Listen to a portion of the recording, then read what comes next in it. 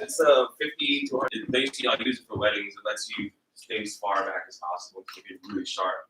Yeah. And it's like I think that's like 1.8 aperture, so it's pretty. Yeah, that would be really helpful. It's also a beast, so that sounds a little. As long as I can get it wide enough. it's pretty heavy too. So let's just make sure. I have a Canon. Yeah, I think this is a Canon EF mount.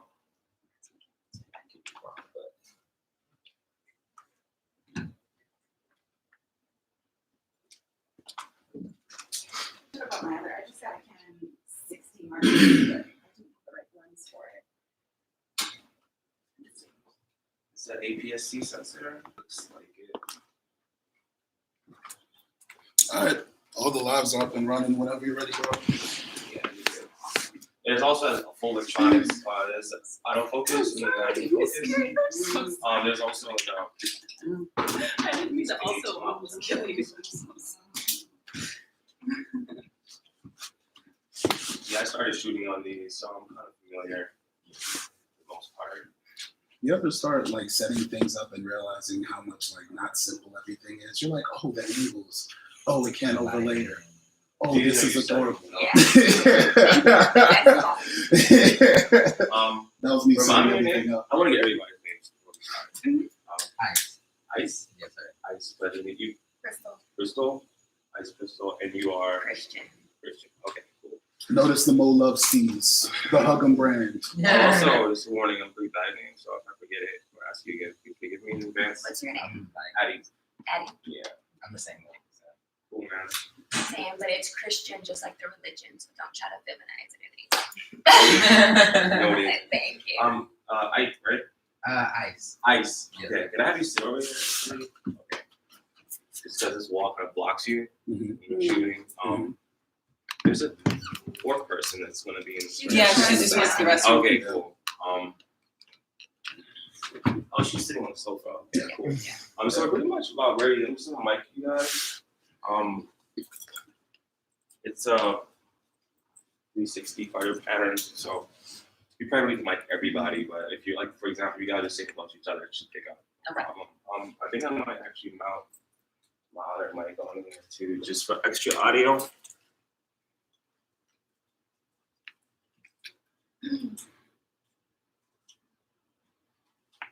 I can't wait for everyone to hear about the products. Like, we got face scrubs over here and lip balms. We got services and thorough history in terms of service. We got more service with the yoga and the weed is just like, that was, you know what's funny? A lot of people like that highlight, but like the world closed down after they like saw, oh my God, you're doing yoga and smoking a J.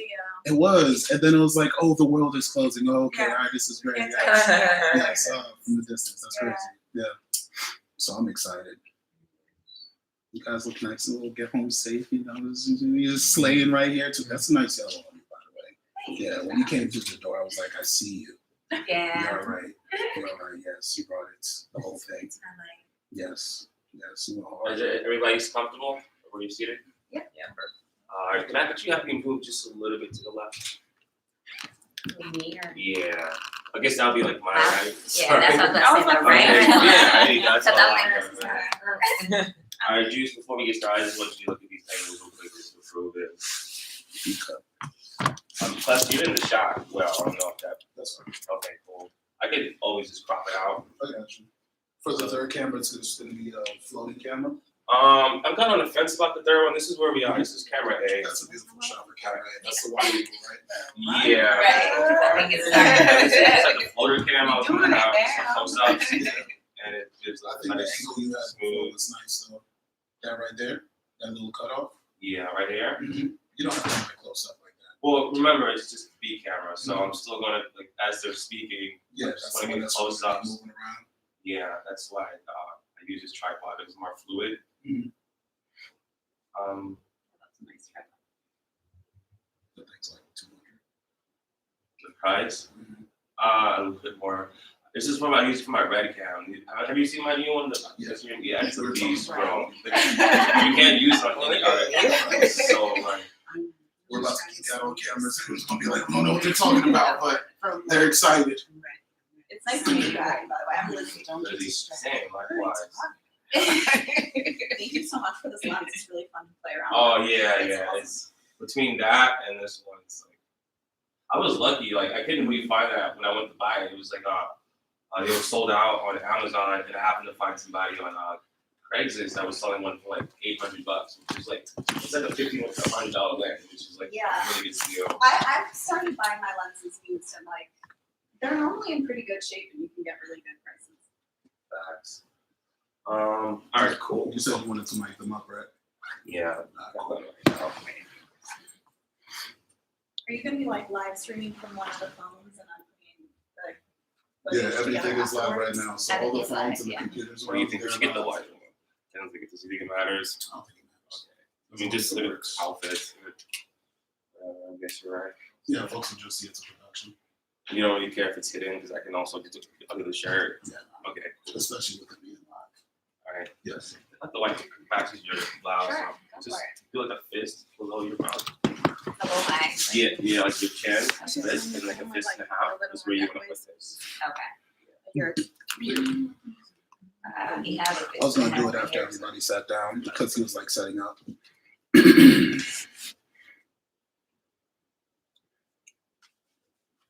Totally forgot. I tried these last night.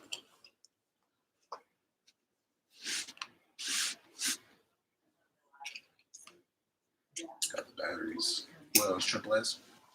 Mm-hmm. Like the car service.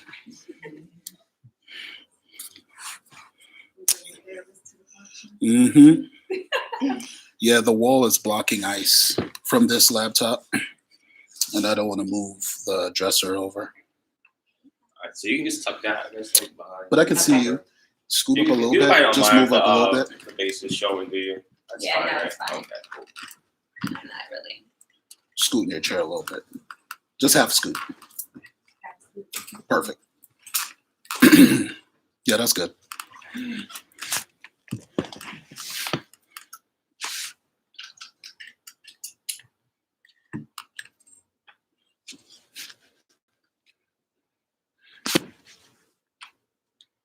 I feel like cracking jokes. Go for it. Yeah. I didn't plan on being funny today, though.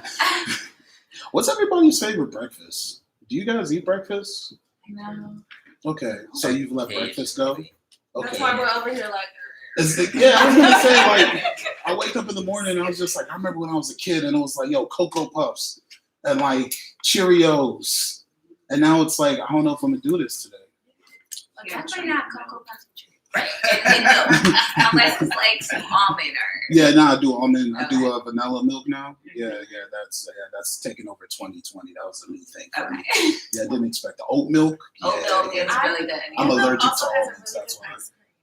Does it? Yeah. Really? I never had ice. Yeah. I do miss ice. Yeah. Oat milk has really good ice Yeah, I eat ice cream behind closed doors. I'm like, wow, when it comes to ice cream. It's an event. Yeah. It's Where's the a recorder day. at? You gotta Yeah. plan the day. The Zoom recorder? I get it too. Yeah, I can't remember where I put it. Not very far. Yeah, man, ice cream is definitely like I'm always here for it. Okay. I'm just like. So what do you guys eat as like a midnight snack? Because now we went from breakfast like right to the end. Like that's where ice cream should be. I don't know if I really eat. I'm more of a fruit and veggie person. Mhm, So like mhm. literally that's Me too. all I'm buying. During the day. But at midnight, I'll mhm. pop a pizza in. Okay, okay. Cheesy. Yeah, no, okay. Cheez-Its? Or the Cheez-Its. Wow, you a classic for that. Yeah. That's a classic right Boring. there. If I question Okay. All right, just to say we are allowed, so just in case. Oh, yeah, the Josh. announcement. Yeah, they know. Oh, okay, Yeah. all right. But yeah, all right. Cheez-Its. What do I eat at midnight? I've kind of like I get a veggie shake sometimes because like when you live in the basement, you could like use a blender and like not wake Nobody. anybody up. Yeah. And I got a Ninja, so you know the Ninja travels through walls, so you gotta be careful when you use the Ninja Yeah. blender. Yeah, washing that thing is tumultuous. Got my hands all in the water, all by the blade. You be feeling dangerous, so I made it. Yeah, it's like you want to make a smoothie like super late at night. I add coconut water to my veggie shakes though. Yeah. You should, That's yeah. like the difference for me. Like I know a lot of people don't do it, but I'm just like it makes the taste more Love it, impactful. yeah. Yeah, and I don't add bananas to my to my smoothies. I don't like Said you bananas. Bananas I is think sometimes, but bananas it's really dominant in terms of Every the bananas day. flavor. Like when you throw banana in something, it's like everything's Tastes like banana banana. now. The Yeah. only two things in the world that I've ever liked that were banana flavored were the Checkers milkshakes Mhm. and Laffy Taffy. Other Okay. than that, I cannot Okay. like So you What? like banana flavors. He's You don't like everything banana. classic. Laffy Taffies, Cheez-Its, I do not like it. the Checkers milkshake, because I've had that It's one, so I know so what you're talking about. I Like, Yeah. like bananas is Checkers. It's done. Yeah. My mom used to put a banana next to my sandwich and lunch, and it was over. You can't eat the sandwich. Because It's the banana, like the bag would smell like banana Really? too. Yeah, I remember that. The bread Yeah. would be banana. The banana starts yellow, but then Well, it's you brown guys at the would never end. be able to grow up in my household because we eating bananas every day. The I didn't say it whole wasn't there. I'm just saying, like, it's the end of lunch. It's early hours. Yeah. Everything is a Yeah, Yeah, gets beat up. Oh, it's speed gross. up. Oh my god, My that sounds violent. smoothies, Yeah, like you now drop it, you're a kid. I probably You're like a to use. kid. You just drop everything. And now the banana's dented. It open, is. a little Smushed. gross. I think that's a bologna sandwich. Come on. That's not it. That sounds violent. Diageo says that coconut water and is magic. It is, yo, Yeah. coconut water. I put it on everything, man. Like, what's the name of that hot sauce with the grandma who says I put that shit on everything? Ooh. Frank's. Yeah, that's what bananas is. I Like as a know. kid, it's on everything. Yeah. Yeah, that was a beautiful commercial. Thank Hey, you. just I'm glad you real got quick. that. Yo, what's up? Have you used this before? It's No. like, okay. Well, I'm getting an error message. It says like no SD card. I tried like 2 other SD cards. So I'll probably just use my mics. Mhm. This should be able to pick up you from where you're at. Okay. Everyone's mic'd up and stuff. All right, give me a second. Oh, we just have mine, yeah. Say about 5 more minutes till we start. Yeah, give it a take. Nah, you look good in gold. I was like sitting at my like bed edge. I was like, I think Ice gonna slay this. Yeah.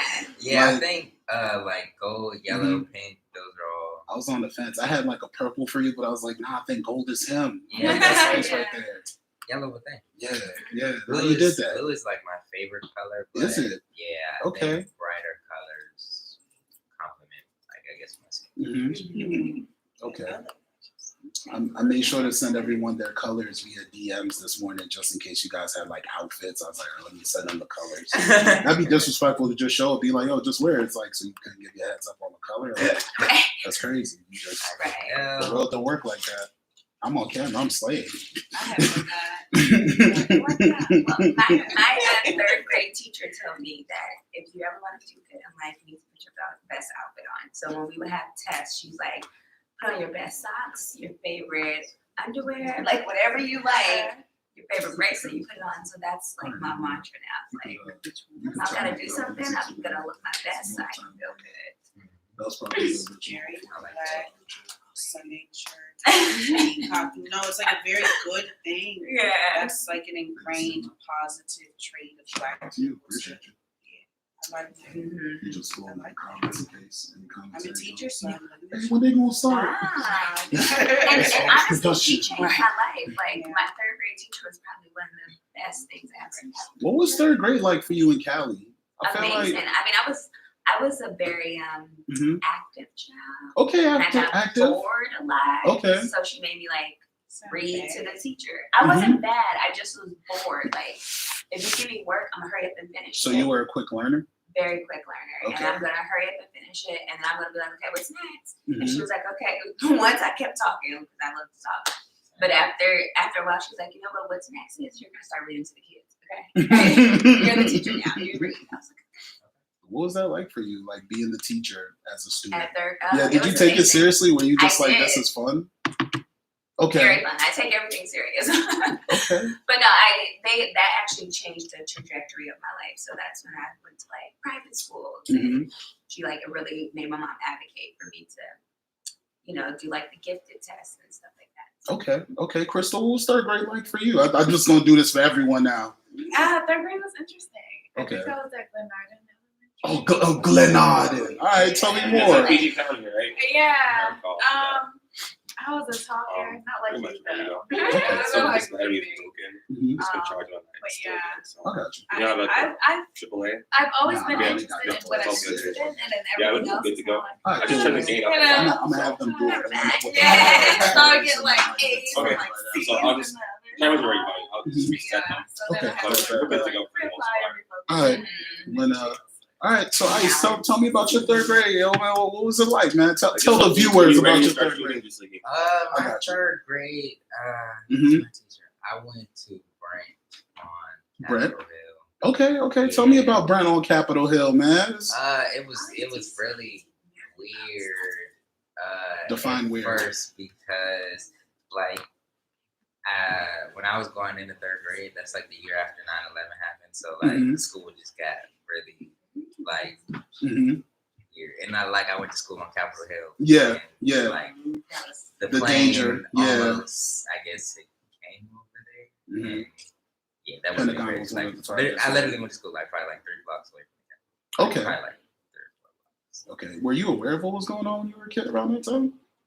Or Um, was it just like something's out of place? it's more like something is out of place, Mhm. and I didn't really care to figure out what was really going on at the time. So Mhm. it's like, I'm getting out of school. Yeah. Cool. Right? And then you get home and you watch the news and you're like, well, like, Yeah. I don't understand what is going on, but clearly there's something that is going on that Mhm. apparently the world doesn't like right now. Yeah. So your third grade was just like, I guess we were doing more like bomb shelter Mhm. drills and stuff like that. It was Okay. really weird. Like you're a kid, and you're like, I didn't really think about it, but like later I'm like, okay, we were hiding under desks and flipping desks, and then it's Mhm. like, if a plane actually was to come Right. down here, Yeah. What's this what desk is this supposed to do desk for me? about to do for Yeah. me? And we're like, Yeah. yeah. So third grade was. It's like That's you're a- trying that's to a- learn that's like a school dark stuff, time and then to you're Yeah, chapter. like learning like, Mhm. well, life is about survival too, like Mhm. survival and school. I don't know why after you said that I heard like Eye of the Tiger. Like, Chris, what was third grade like for you? I went to Catholic school Mm-hmm. and I had a regular experience in third grade. Mm-hmm. I don't think it really struck me in any way. I didn't have a particular teacher or anything like that. But I'm a third grade teacher now, Mhm. and I guess I just try to make it memorable and try to make it fun, Okay. try to be excitable, and make learning like a great experience. It didn't stand out to me, so I hope I stand out to my kids. Okay. Well, I Yeah. love your nails. Understand You want to do countdown from 5? That's my All right. Thank All right, guys. you. You wanted to do the count or should I do You the do a count? count. All right, guys, we're gonna do a 5 count before he starts recording. I'm gonna just juice the whole combo. Just thought I should let you guys know very early. So Cool. 5, 4, 3, 2, 1. You cool with that one? All right, 5, 4, 3, 2, 1. All right, guys, welcome back to another episode of Mental Health Monday or Get Home Safe, whichever one everybody knows us by. You guys want to introduce yourself on this wellness panel today? Wellness, restorative and wellness? Restorative Wellness. Restorative wellness. Sorry, guys, just had to get that down pat. But how's everybody doing? What's going on today, guys? I'm doing pretty good. I can't really complain. Mm-hmm. Yeah. Yeah. Okay. I know Okay. this Sun always is- brings it in. Yeah. Yeah. Okay. Okay. So I'm gonna start introducing everyone from Kristen over. We got Chris. You want to introduce yourself? Yes. Hi, everybody. My name is Chris or Kristen. I am a visual artist, a yoga mentor, a Mhm. business owner, and a teacher. Mm-hmm, And I'm so excited to be here. Thank Welcome. you so much for having me. Welcome. Okay, Crystal. Hi, I'm Crystal. I'm a yoga instructor, Mhm. founder of Little Yoga. Most known for my lifting classes, also for my vinyasa yoga in the park. Okay, Christian. Hey everyone, I am Christian and I gracefully fulfill counseling and coaching services. I work for the government. I'm a change agent, and I also have a consulting firm. But yeah, I'm excited to be here. Okay, Ice, it's you. Okay, so my name is Ice or Isaac, whichever one. Like it doesn't really matter. Very but classy, a lot of very people know classy. it's ice. Mhm. So what I do is, I don't want to say all over the place, but I dibble and dabble in a lot of different things. I make a lip exfoliation scrub, a facial Mhm. exfoliation scrub, Mhm. lip balm. I just recently, a few months ago, started doing a health blog.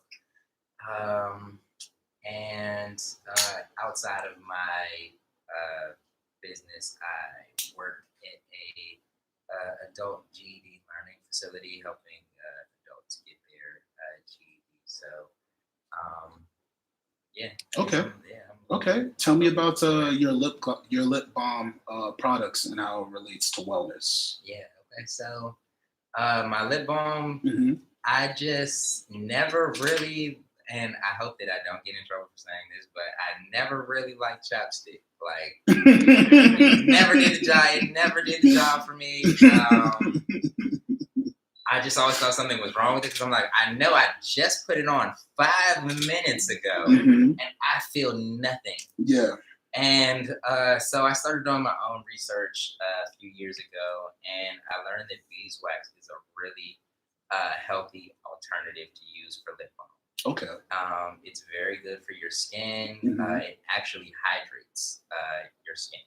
So chapstick doesn't really hydrate, as I Mhm. found out when I got older. What does chapstick do? So chapstick just puts essentially just a layer over your lip that doesn't really hydrate. It Mhm. doesn't have any hydration in it. It's just Yeah. like if your lip is already wet, like say you put some water on your lips and then you put some chapstick on, Mhm. your lips will be a little bit moisturized Because because it's there's locking in the moisture already hydration. there. Yeah. But the chapstick itself is not creating its own hydration to Mhm. feed into your skin how it should. Okay. So what you want is something like beeswax because it feeds your skin moisture while at the same time locking in that moisture too. So Okay. you feel your lips feel a lot better for a lot longer. Mhm. So this was a different journey for you then. Yeah, everything really kind of started off more personal, and then Mhm. like friends started liking things, and I just was like, give it a try. Okay. How's the community been towards you since you started selling the lip balm? It has been amazing. Mhm. The support that I've gotten is crazy. Like I get orders from all over the place. Mhm. It's just a lot bigger than I really had envisioned it being, and I'm really just so grateful for that. And I'm excited to really see where I go in the future. Okay. Because things are just getting better and better, like Mhm. by the day, and I'm getting better. And people are really noticing, like in my products, that I'm really sort of getting to. You can never get something perfect, I don't think, but Yeah. I'm getting better and better and better. Okay. Okay. Shout out to you. Thank you. So just steadily working, researching, reading more, Mhm. trying to figure out like what's next, what's the best thing to do next, and Okay. just making my moves more calculated and rushed. Okay. Christian, tell us about the life of a therapist. One, I'm just gonna say I loved it. Like I was feeling all the energy. So a life of a therapist, I love what I do. Okay. I think that therapy is needed. Hmm. I'm so happy that more people are into therapy and want to go and process their thoughts. Therapy is not just about talking about feelings and emotions or things when things are bad. Like Mhm. I tell my clients all the time, come to me when things are good because I'm the best cheerleader. I used to be a cheerleader my whole life. Hmm. I'm gonna praise you. Okay. We're gonna Okay. talk about the Crazy. good stuff. Mhm. But I just love being a therapist. I love being able to help individuals navigate life. I think that life is hard already. Us as Black individuals, us who are operating in in these intersections and having to navigate the isms and things like that. Yeah. I just think that it's hard, and sometimes you need somebody to help, like allow you to vent, process, allow you to like we just did at the beginning, which I love, is like meditating and kind of clear those thoughts because our minds, they say we think 60% of the time something negative. And so like trying to control and manage the mind to be more positive Yeah. and evolve and give yourself grace. So that's why my private practice is gracefully fulfilled, because That's the name? yes, that's the name. Okay. And I believe that, you know, you have to give yourself grace, but some room for error, because we are not perfect. Life is ever changing and evolving. Yeah. So I just love like being able to be there for my clients. During this pandemic, it was like extremely hard, and lives were like impacted, or rather it was anxiety, depression, you know, like picking up negative habits because you're not able to be distracted by the outside world in which you usually do your usual routine. So it was great helping people come up with some different routines and a new normal during this past year. How was the world prior COVID and after COVID in terms of being a therapist and your clientele? Ooh, I think that you see more anxiety. Anxiety, depression has always been there. I try to tell people, one, I'm not the normal therapist. I love the DSM, but I am not about to like diagnose you. I will, if I didn't have to do insurance and get a reimbursement, I probably won't give you a diagnosis at all. Okay. Unless it's like severe mental health disorder. But prior, I mean, I think that, you know, those underlying issues are always there. The pandemic actually exacerbated everything. Okay, could you define exacerbate for anybody who doesn't know? Increased I would say just increased like those triggers that you were going through, and just made it more tension. You felt it more. People couldn't run outside and go get drinks or smoke. I mean, you probably could, but like a lot of people, their outlets are going to happy hour, especially the DC culture, right? Happy hour is a thing for us all. Going out with friends, doing game nights, all of that was like a thing. And in the pandemic, you couldn't do that because people were at home. So a lot of people sat with their emotions, and I don't think that we were prepared for that. Would you say it was the sunken place for a lot of folks? Ooh, yes, but it was always also an awakening for a lot of folks. I feel like the Black community did some amazing things during this pandemic. You learned more about yourself. You did a lot of research. You got into investing. Like, you know, you started to get into different certifications. Like, you just saw a lot of people like really dive into new things that they probably always wanted to do, but was so distracted by the world that they never did. Okay. Crystal, let us know about you, yoga and wellness. Me, yoga and wellness. Yoga is kind of where I figured out that I needed more wellness. Okay. For me, when it was one of the first times I was just able to, I consciously stopped. It was like, stop. No, we're not going to do anything. We're going to stop. We're going to breathe. We're going to move. And we're not going to think about any of those other things. And then you find this space within yourself. You're like, oh, that's great. Now I need to learn more about that. So, you know, you start going through these different meditations, and you experience different feelings in these different postures. And you're like, okay, wait, this is great. This is helpful. Let me go show my friend. So you show your friend, and your friend's like, that's amazing. You're like, yeah, tell your friend, we're gonna heal together. You know, we're all gonna do, you know, use these moments. And I get so many students that's like, you know, I can't remember the last time I just stopped and breathed. Like, I don't breathe well. I don't breathe often. And so I think that is where a lot of self-awareness comes from, where you get rid of all of your to-do list and your things you want to do and gonna do. And you kind of just sit with yourself and where you are in the moment and try to figure out how to manage that space, so that when you do have those triggers that Christian was talking about, you find time to stop, take a moment to yourself, and kind of identify what's going on and what you may need. Okay. What made you want to bring weed into that space? Well, one wellness into the other, I think would be the better way to ask that. Weed has always been in my space. But it kind of, I began doing weed and yoga at the same time, I think, when I went through like teacher training. Okay. Because I figured out that it kind of lessened my nerves walking into a space with everyone who don't look like you or talk like you, or maybe even want you there, you know? Yeah. So it kind of brought my nerves down and, you know, leveled my energy out to where I can go in like, okay, it doesn't matter what's going on in here. Here I am.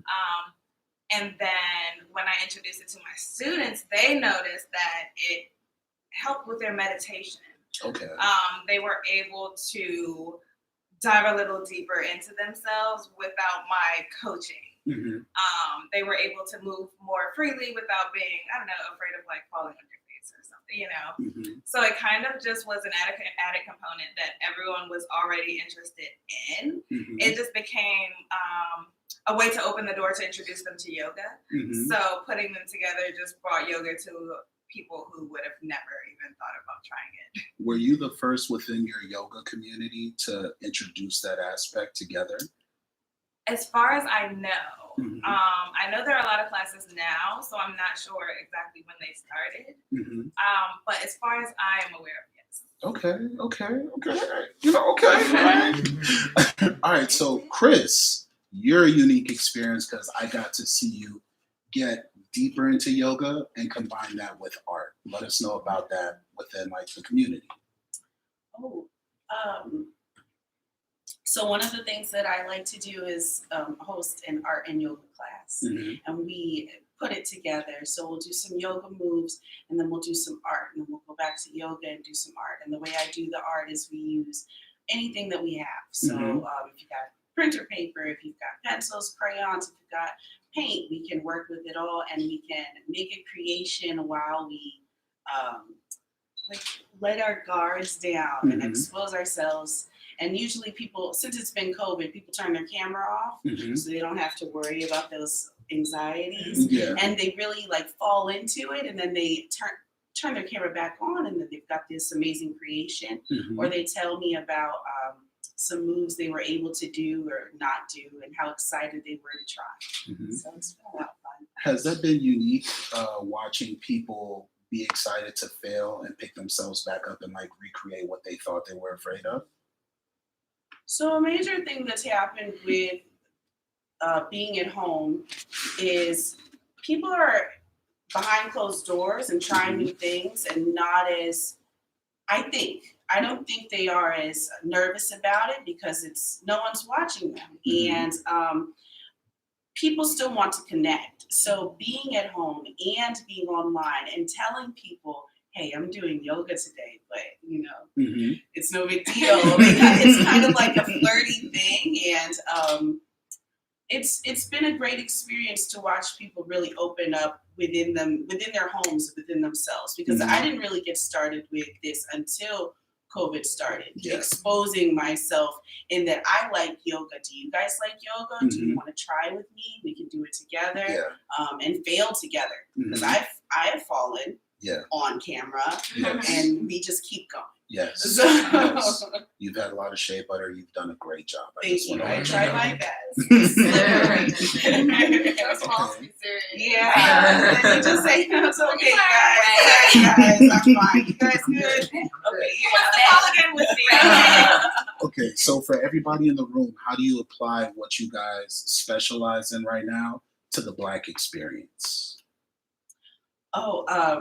I try to target Mhm. specific demographics for specific things. But one thing I very much like to do is expose Black people to things that they haven't seen before. Mhm. So a lot of Black people have never tried yoga. Yeah. And just saying, okay, well, let's try one move. Mhm. Let's just try just 3 moves right now. Well, 5. And just Mhm. exposing them slowly has been a lot of fun, but also exposing people to other businesses in the area while we do yoga. So I Mhm. like to tell people about ICE's business, because I know that they want to do yoga. They might want to smoke. They Mhm. want a lip balm that's going to lighten their lips afterward or soothe their lips. Mhm. So now I'm going to do some yoga with you, and I'm going to give you this lip balm, and then I'm going to give you the flyer, Mhm. and just continuing that connection, because we do want to support each other and connect. Okay. Shout out to Ice with the natural products. Okay. Ice, what? So I would say I try to increase the comfort level of Black men with like it being okay to take care of yourself. Okay, tell me more about that. Self-care, skincare, it's all Mhm. cool. Like it's cool to do yoga, it's cool to wash your face. It's cool to do more than just wake up in the morning and put water on your face. You can put a cleanser on, put a toner on, put some moisturizer on. Treat your skin nice, and it'll be noticed, it'll be appreciated by people too. And you'll appreciate it more too. Like when you look at yourself every day, you say, wow, skin. I'm out here popping. I'm drinking my water. Yeah. I'm cleansing. Black boy joy. Yeah. exactly. And I know that I guess there's like a big stigma in the world overall about like men not being in what I guess people perceive as vulnerable spaces or feminine spaces sometimes. Yeah. And I think that it's important to not categorize things like self-care as feminine, things like that, like some people tend to do. It's for everybody. Like everybody needs self-care. Everybody needs to hydrate, moisturize, exfoliate, cleanse. That's what your self-care looks like? Yeah. Okay. Tell me about your routine. I am the guy who, when my girlfriend wants to go to get her nails and feet done, I want to go too. It's very relaxing. They have massaging chairs in there. It's a great time. Sometimes they got that soul with the bag in it. I feel you. Yeah. I don't understand why anybody in their right mind wouldn't want to do something like that to relax after a long week. Your feet hurt. It's nice to get spa treatments. It's nice to get a massage. Like if you've never gotten a massage before and you are in your 20s, you desperately need a massage. Like your back has gone through some things in your life, I promise you. And you need to help your body release and cleanse. And your skin has dead skin cells on it, so you have to cleanse your skin. And you have to wash your face. You have to wash your body and wash your hair and things like that, just to keep your body optimal. Okay. Have you ever found that you get lost in the process of taking care of yourself? Like you have a day that's supposed to be 5 minutes and 15 minutes later, you're like, man, I feel good, but 15. So actually, I recently started doing a thing for myself and it varies because some days I actually do have something that I really need to do. But now I'm trying to put my phone on Do Not Disturb for an entire day, one day out of the week. And how people feel about it is not my concern nor problem. The world will not blow up without my presence in it. The world does not revolve around me. Please don't try to revolve the world around me. I don't want to always be the person that people go to, even though I do appreciate being that person. I gotta take some time back for myself because you try to pour a nice glass of wine from a nice empty bottle, a nice nothing is gonna come out. So I gotta refill my wine bottle. Okay, bottle. Okay, Christian, you next. Well, I like all of this, and this is all therapy. Self-care is extremely important, but for me in the Black community, I mean, becoming a therapist was extremely personal. I had a traumatic event that happened 15 years ago, and I had to process it for myself. And so I know what PTSD looks like for us. And I think that trauma is, it's on a spectrum, right? And so we all experience trauma in some aspects, especially I'm not even gonna just say Black community, because I also think all of us are Black, because that's a whole nother topic. But I'm gonna say the marginalized community, the oppressed community, those who do not have a voice in such a systemic world. So I try to just make sure that like I am advocating and speaking for those, researching and connecting them to people like this. Like, I have a community of like therapists, and we work together many times too. So and I've learned so much from you. Thank you. And so I'm always trying to connect the dots. I think that, I'm not from DC, but I'm from California, but there's a Black community everywhere you go. And that there's a Black community who needs Black people to advocate for them. So whether I'm in California, my hometown, or here in Ward 8 or Ward 7, I'm going to make sure we are connected and changing the culture in the community every day. Okay, so I noticed at the beginning of the conversation on your part, you said this is therapy. How do you define therapy? Ooh, so therapy is whatever you want to do. Therapy is self-care. Therapy is putting your phone on do not disturb. Mhm. Therapy is saying, I need to go do yoga. I mean, I honestly like tell my clients all the time, let's practice yoga, let's meditate. We do that in our practice. I'm always advocating for being intentional with self-care. So self-care is whatever you want to do. Therapy is whatever you want to do. If you want to come into the session and say, I just want to take an hour and just be quiet, I'll sit there and be quiet with you. Yeah. I'll say I'm gonna play a little music in the background. Does that help? Mhm. You know, or if you want to come and like cry, let's do that. If you need to come and just like let's write down everything that's going on, or let's write a letter to your father who abandoned you, and you're still trying to process those feelings. Then we're gonna do that too. Or we need to go out and take a jog together. That's it. I think that like there's a really good book, and I'm sure you two will love it.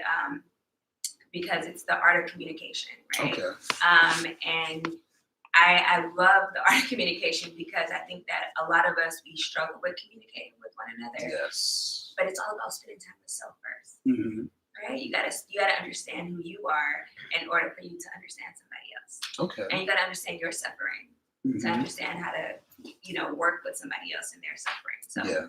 to me, that is all self-care. That's all therapy. Mhm. That's all like being intentional about your day and who you are and how you impact the world. Okay. Okay. What would you say to someone who says, I'd like to do things that are therapeutic, but therapy isn't for me? That's your prerogative, and I'm Mhm. understanding of that. Mhm. If you try a session with me once, then let's go from there and figure it out, and we can. I call myself a psychotherapist, right? I don't. There's social workers, counselors, or psychologists, and all that. But like, being a psychotherapist, my goal is to tailor your sessions to your needs. Mhm. And so I'm gonna throw everything out because I also hear this a lot. Like, I don't want to just talk about my feelings. Well, let's not talk about your feelings. Let's talk about how we can get to step 1 to step 2. Like, I am here to help you plan out your life, your goals, like whatever you need. Mhm. I will be that for you, and that is what a therapist should be. Because when you take the DSM out, like Mhm. that is therapy. What's the DSM? You've dropped it 3 times. In Oh, case and people don't I know. hate the diagnostic statistical manual, I believe it is. But basically, it has all of the like B codes and disorders diagnosis that us therapists have to go by. It actually tells you like, you have to meet 5 out of the 8 criteria in order to be bipolar. Okay. A lot of people try to diagnose themselves with things, and it's like, no, you're really not that. Like, everybody has a little bit of something going on. We all deal with anxiety. We all deal with depression. Yeah. We all deal with, mood disorders. Like, we're all triggered, but it's when it's impacting your livelihood, your functionality, your day-to-day operations. That's when it's a diagnosis. Other than that, we're just all trying to manage. Okay. Crystal, it's you. I like what you said a lot about communication. I feel like in my classes is one of the first times that a lot of my students communicate with themselves. Mhm. They find that mind-body connection that they may not have connected before. Mhm. They realize that with a clear mind, I can perform better. I see clearer. Mhm. And then you can use that kind of thing to take messages from yoga. Like if we're in crow pose and I say, well, if you look forward, you'll go forward. If you look down, you're going to fall on your face. Mhm. Damn, if I look down, I'm going to fall off. It's like, yeah, everywhere. Like, I just in this pose, but that is how life works. So it's just little things like that I think bring people into it and make them stay with it. Because once they find that mind-body connection, they're like, okay, well, I got a little more work to do here now. I didn't even know this was a thing, and now that it is, I can begin to work on it. Okay.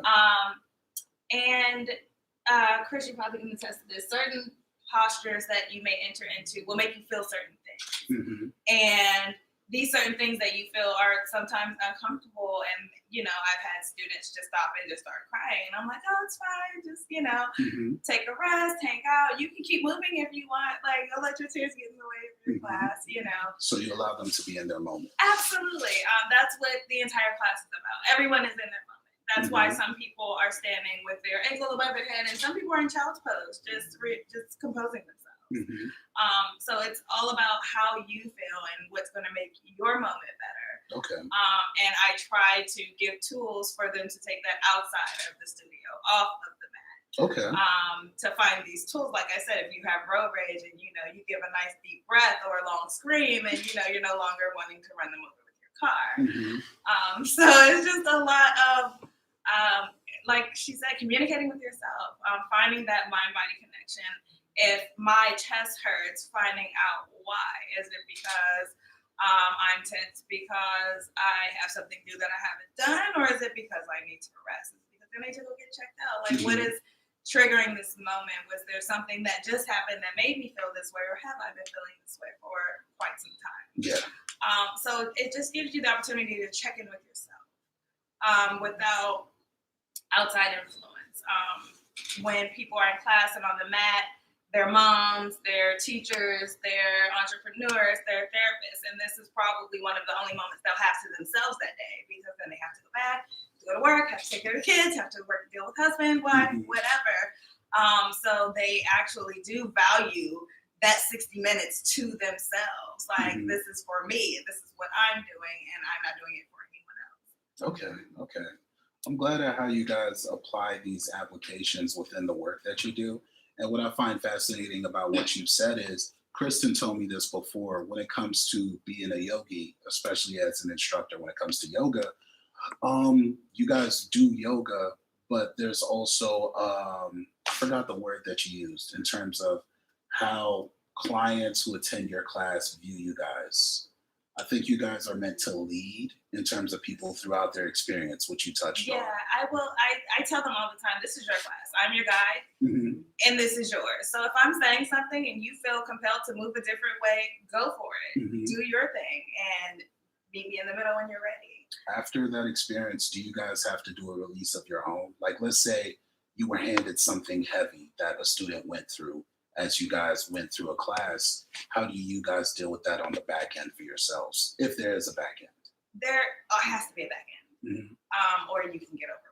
So yes, there has to be a release of your own. Generally, I go into Shavasana with them, and whatever I have absorbed throughout the class, I'm releasing with them at the end of class, with all of with everything that they're releasing, because we set intentions at the beginning of class, and I have no idea what they are. But this is something that the student will take throughout their class and their motivation and why they're on the mat. So we'll all take that in and release that together. Okay, that's beautiful. Kristen. So releases after. Oh, okay. So the question was, what's my therapy, or how do I do self-care? Yeah, after the self-care that you've done for the group, how do you do self-care for yourself? Yes. So I like to create. Okay. And that's something that you and I have been talking about. Abandonment art. Yes, I like to just make things, and I like to. So one piece about abandonment art is I will paint a random piece of wood that I find. It might be from my aunt's backyard, and I put something great on it, and then I might go outside and clean the space, and then I leave it there. And then I go back later, maybe an hour or two, and it's usually gone. And someone's taken it home. And I never know what happens to it. And I kind of just hope that it goes to a good place. And I'm pretty sure it is. I got good vibes on it. And that makes me really happy. Yeah, that's your process. It's my process. And I of course love to do my hair and wash my face with exfoliants and get my nails and my toes done. But just recently I have learned how much I like to make things and then look at the thing and then just have it. Just have it. Yeah, here world, you can take this. Yes. Or I can keep it for now and you guys will have it later. Something like that. Just being in control of those positive things that I can be. Okay. Can I say one thing? Sure. Just so we all know that this is all therapy, and the reason why I say that is because yoga is somatic therapy, and when you said when you feel pain in your body and you have to release it, that's actually like trauma, which trauma is stored in the body, right? And so Kundalini yoga and like things like that help you release that trauma. And art therapy, which you keep talking about, like, you know, how you make things, like that's just a tool of therapy that many therapists use to help people kind of release or even connect with like their old self or even like that wounded child and things like that. So like, I just wanted to say that because I know like people always think therapy is like on a couch and you're just talking to someone. Like that's not it. Like therapy is literally like anything that impacts the body in a positive way. Yeah.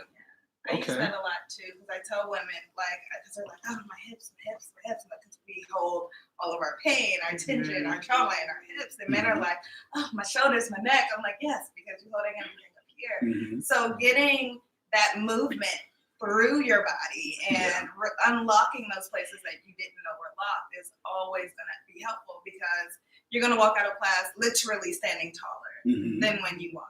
Yeah. A good stretch. Yeah. All right, Ice. I feel you've answered that question already. So let's talk about the broader application for what you've created when it comes to the skincare products and the community itself. I know you touched on men, but what is your intention when it comes to women who may use your products and their experience? So, really, like, women have been like the number one supporters for sure. Okay. For sure. One thing I can definitely say is women love skincare. They love skincare with a passion. I love like the whole couch moved over here. I use my lip scrub often. Right.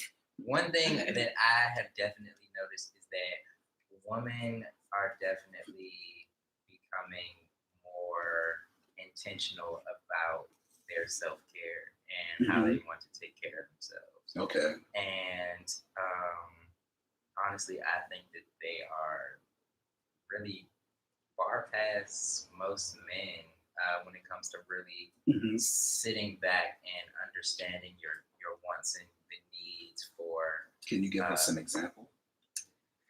Yeah, like even sometimes, like when I'm with my girlfriend, like I feel like when my phone rings, I have to like answer it.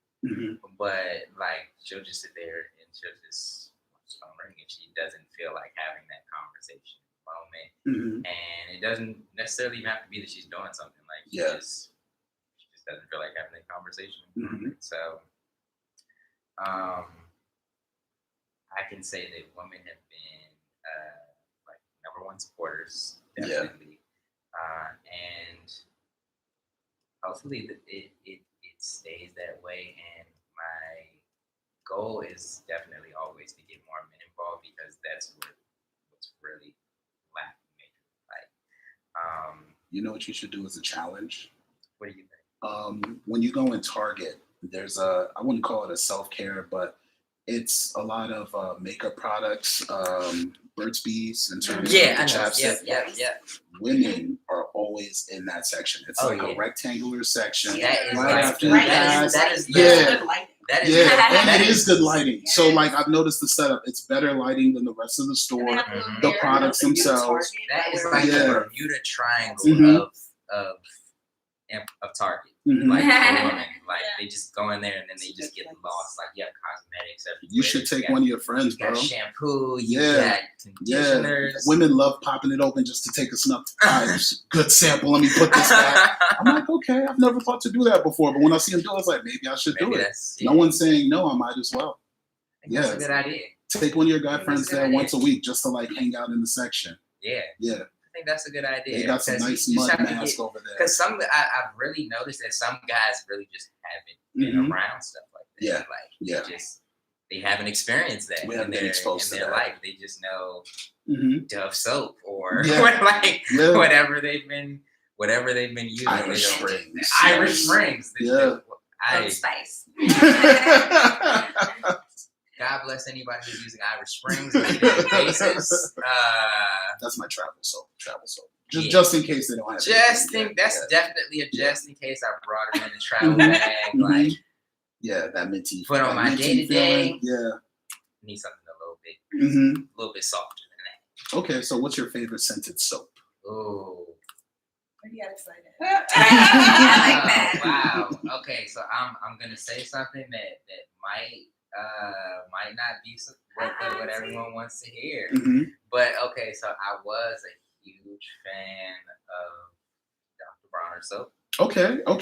And I feel like they got a boost last year. That was a big topic on Twitter last year. it just became over time just too abrasive for my skin. Like even when It's very strong. it's really strong. Like it smells good. Like their products are amazing. They smell so good, but it's just so intense, and I have really sensitive skin. So now I've moved on to using Method. They have this rose, pink Himalayan salt, and That's a nice mix. Hydration. That's a nice mix. Yeah. Get all that I dead just skin said it off. like that. yeah. So and I think it has one more ingredient. I think it's like peony or peony. Can you say that one more time? Say it louder for the people in Right. case they want to Google it. Yeah. So It is. actually, Peony, wait, they got it? Yeah. Oh, Okay. everybody. You see the whole couch? No, the whole couch. It's See like, how no, I'm- we've heard of that one, yes. So that I think has become my favorite right now. It smells really good. It's gentle. It lathers up really nice. It's just a great experience. Okay. And I think that is my favorite. Sometimes I'll use some bar soap and I'll rub some bar soap around my hands too, just to lather around my face. Like my favorite is like charcoal soap because that helps definitely like help your skin breathe a bit more. And I have like oily skin, so I have to like make sure that I'm very intentional about like detoxifying my skin because like that oil can definitely get your skin clogged up like a lot really fast. Okay. So that about No, that was a great talk. I just want to see what else you got in the I clip. like, I'm gonna Yeah. add something on yours. Just to like the masculine feminine. So I think because the men and women have been constructed or conditioned to think that men can only be masculine, women can only be feminine, when honestly we're all both. Like I am big on like embracing my masculine energy. Like my friends would be like, Christian, you're very masculine. I'm like, you're damn right. I am. But I am very feminine too. But I also think that men have to get comfortable with being feminine, right? What the world say is what feminine is, you know. But that's where you get duality and like the yin and yang and the balance and everything else. It's like we're both. We are. You can do whatever the hell you want to do, you know? And that's why we was like, you know, people are not going to, nope, you're right. You're right on how you feel. It is very, like, strong for a lot of us, and you got to dilute that stuff a little bit. You know, I think the pronouns community actually does a great job of breaking that down in terms of the they, them, he, her. Yeah. They do a good job of, I think, us, in terms of the straight men community, we do okay, if they're pronouns, they must be a part of the gay community. It's like, no, it's just an identifier. It doesn't define who they're interested in. It's how they would be preferred to be identified or referred to at the most. But they do a good job of like, hey, this is who I am. It's like, oh, so this is who I am. So what you see is what you get. Yes. But for a lot of people, because of how we've been raised, we always want to take it a step further. And it's like, nah, how about we just stay at the step that they gave us? Yeah, it's a good place. It's a good starter kit. That's why I love helping the LGBTQIAGNC community because, like you said, they can teach us so much about just like breaking down those isms. Like, and I think that's what Black community, what we need to do is like break down all of that stuff because it's not us. Like I used to have these conversations all the time with like my friends who are in politics. We did a lot better when we weren't integrated. You know. When we took care of our own with the Oklahoma, the Tulsa, you know, Black Wall Street, like I think we did so much better when we didn't want to be like somebody else. And I think right now in a world of social media and everything else, like we don't even know our own identities. We want to be like everyone else so bad that it's like, no, take time for yourself and embrace you. To be you, whoever you are, and don't like even the whole discussion about bonnets and stuff. And I'm just like, why do we care? Yeah. Like, let them do them. Like, if that's your comfortability, then that's it. Yeah. If she want a bonnet or he wants the bonnet, let it But bonnet. it wouldn't Or be do that rag, big of a bonnet, deal hair wrap, whatever if you want to Black women weren't the bonnet wearers. do. So this isn't a thing like, oh, it's a scarf. Don't wear a scarf in public because Or everyone a do wears rag, scarves. like I wear my do rag outside. Exactly. This is Mhm. like a Black woman's thing. So Right. you're saying, okay, so this thing I used to protect my hair is now looked at as unkept, Right, or right. whatever. Mhm. Not, yeah. Yeah. And even as far as to say like not to wear it on planes, that really doesn't make sense because like I'm going to I'm sleep. going to sleep. Yeah. Why would I not want? Why I wear my most comfortable, crazy looking Mhm. stuff. Like when I'm on a plane, you're gonna see me. in a Yeah, rag. cozy. You will see me in Yeah. a hoodie, Cozy. some Mhm. big fat Mhm. sweatpants, Right. Super cozy. with some slides on the Mhm. socks. Mhm. That's what you'll see. Yeah. me in every time. Yeah, it's your cozy, your fit. That's how it's Besides, supposed you want to to make be. a paparazzi, Yeah. you want to take a picture of me. Yeah. I know how I dress in the airport. I Yeah. don't care. Let them. How Let long them. is this flight? Is it a 1 hour Even flight? if Is it's- it a 3-hour flight? Yeah. It It's doesn't matter how what you long want it because is. I'll be honest, like Mhm. I'm going on a flight literally after this. And, Yes. Yes. and I'm going Well just like traveled. this, right? Mhm, You know, and yes. I'm gonna be.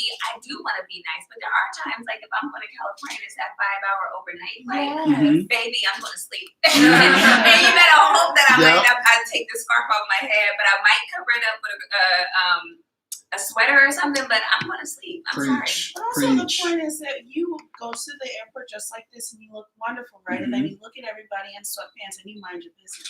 And Yeah. there's And Yeah. that's the difference, and right? that's the difference. So And it's really about also that. to build off of Crystal's point in terms of being unkept, I think it's important to have certain days that you're just unkept and you don't care whether you go outside or Sunday. inside. Sunday, I don't Yeah. even take showers. I'm being honest with y'all. Like, Yeah. I might not brush my teeth or take a shower today because this is a day where I could just lay. I don't want to do anything. Like that is like my self care. Yeah. And Yeah, that's in a my part of the natural state. process. Yeah. And that's so important. That's so important. I like that we all just had this moment. Right. I was about to get in my chest and I was like, oh, I gotta chill. So like, for example, I purposely don't get my hair done for a full week after getting it done because it's like, nah, you have to have a week of like, okay, this is the length, this is who we are. Let's get accustomed to this before like moving on to something different. And that's so important because I have this philosophy that every day you wake up, you're a different person. So do you ever sit down within the first 5 to 10 minutes and say, okay, who are we gonna be today, and are we ready for that Yes. person? You should be. You should be doing that. Yeah. Spend minutes with yourself. Honestly, I'm telling you that art of communication is gonna change your life. Mhm. It's on YouTube. You can listen to it, and he literally says that. He says every day, give yourself grace in the morning. Right? Don't get on your phone. Don't do anything. Just sit and meditate. And I'll be honest, like I probably meditated for like a whole hour before getting dressed because I need to sit with myself Mhm. to understand like my emotions, what I put in my body last night. Like I know we talked about food earlier, but like I eat for nutrition, not for taste. Mhm. And I need to be mindful of everything that I put. Like we got chemicals, you got everything else. Like I just went through a whole chemical burn. Mhm. So like I am very mindful. What's a chemical burn? I went to an esthetician and we were doing like chemical pills and trying to help with hyperpigmentation, and the chemical was a little too much for me, and so it burnt my skin and had cuts and everything. Okay. Yeah. Okay. So I tried a new soap that I never had used before, Mhm. and I wasn't really looking at all the ingredients in it, and it had sulfur in it. And it was really, really intense. Okay. And sulfur is supposed to be kind of good for I love like sulfur, meat. but it works for meat. Right. It doesn't work for Right. Yeah. Yeah. And see, when we talk about chemicals and things, we don't, because I had to go to a wedding, and you know, we have to look at dresses, so I had to use a food tape. And I got burned by the food tape. Oh. Now, I have no idea what was in it or any of that, but that, yes, so something in the adhesive was, yes, damaging to my skin. So when talking about effects of products, we have to go all in. Like, it could be anything from the soap you're using to a chemical to just some random product you need to satisfy your outfit. Right. Yeah. Okay, so what would you say your mantra is for the work that you guys do separately? Like, what's everyone's mantra in the room? Let's start with Kristen. Who's got some good mantras. We had some good talks. Where to start? So my business is called New Samo Art and Gifts, and I do paint parties, I do murals, I do yoga parties, I do yoga mentoring, and a bunch of different stuff. And my mantra is always, we can fix it. Mhm. Whatever it is, we can fix it. If you don't like that move, don't do it. If we can get to the move, or we can fix it so eventually you'll find some moves that you like, or if we're doing art, that's okay, we'll fix it. Mhm. If you don't like what you made right now, I understand. We're gonna get it to what's in your head. Yeah. And that's I've so far been able to fulfill Mhm. this mantra, Yeah. and it makes me very happy to do so.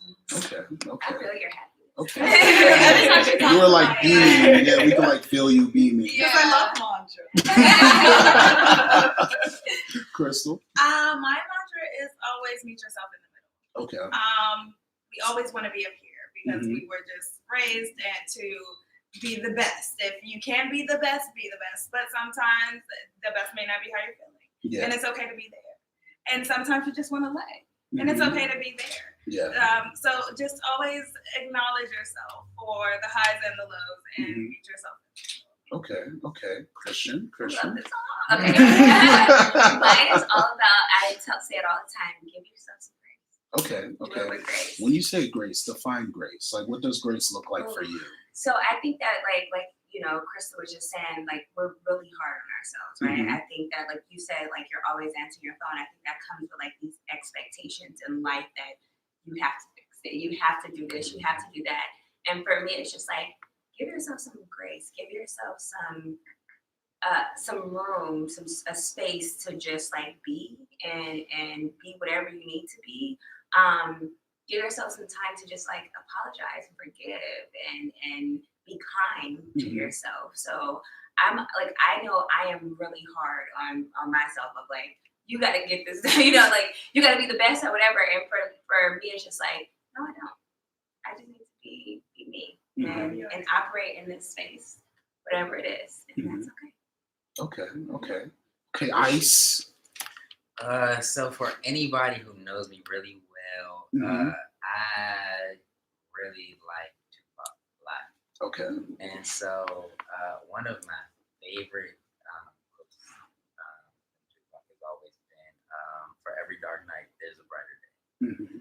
So that really became like one of my favorite quotes when I was younger, and I really just keep that in my mind like throughout life, because like especially over this last year, like this pandemic has had people go through things where like they probably never imagined before. Yeah. And I know that it's definitely taking a toll on a lot of people's mental health, and you just have to really intentionally remind yourself that like it doesn't matter like how low or bad things seem, like it's not gonna be the end of the world. Like it's gonna be okay. Like you might have to stick some things out for a second, but yeah, you're gonna be okay. Like, okay. That's a beautiful mantra. I love everything. Okay. Shout out to Ice. How would you say the Black community has affected your philosophy in terms of how you cater to the community? I'll say that the Black community has came in heavy. Right.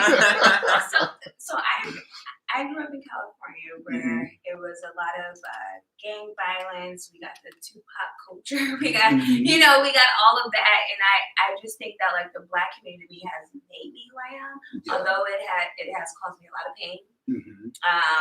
Made me like question like, why do I want to be in this community? But I also feel like the Black community has accepted me in so many ways and allowed me to be me. I think that like there's a lot of negative that we can say, but there's so much positive. Like I love getting on Twitter and just going through and reading the feed and just watching like our people like have these conversations. Like whether you talking about investing, buying homes, or doing self-care, or what luxury means for a Black person. You know, like Mhm. those conversations to me are like, this is what we talking about. This is what our ancestors wanted from us. You know, this is what our ancestors meant when they said we're fighting for freedom, because freedom for the Black community is like doing what you want. When you get into these spaces, like even like my workspace, we're doing like these anti-racist training, and you have Black people speaking up, and you will find that there are so many Black people who have the same mindset. Like just sitting here right now, like I don't know you guys, you never met,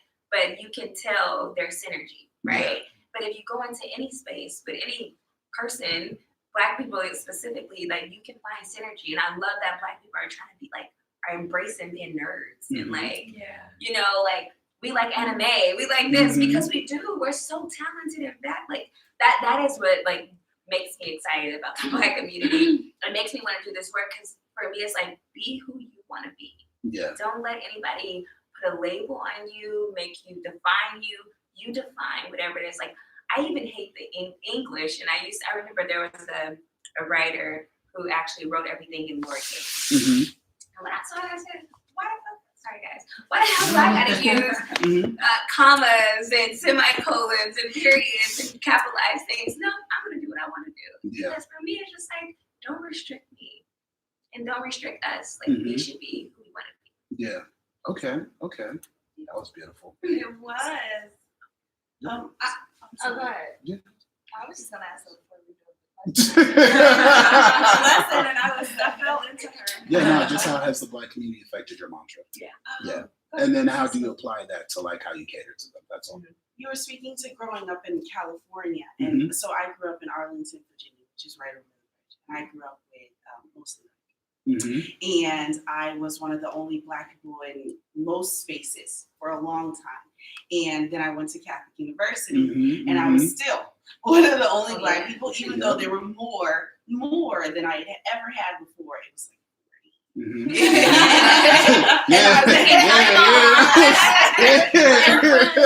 For me, it was like 25. Yeah. So my year was 40, and we were doing it big. That was a high number. It was. We were so excited. I was super excited. I was about to say there was 5.2% of the Mhm. population was Black, and I was the 0.2. So I'll take that. But it was exciting. And it wasn't until then that I really started fighting to be in more spaces with people that looked like me. So my freshman year, and Juice is a sophomore, and I go to his room and I say, look, I'm transferring to Howard University. I gotta get out of here. I remember that. We was on the same page. I was like, you. He says, I've been here a year, and then some change, and I'm over it. It's all too much.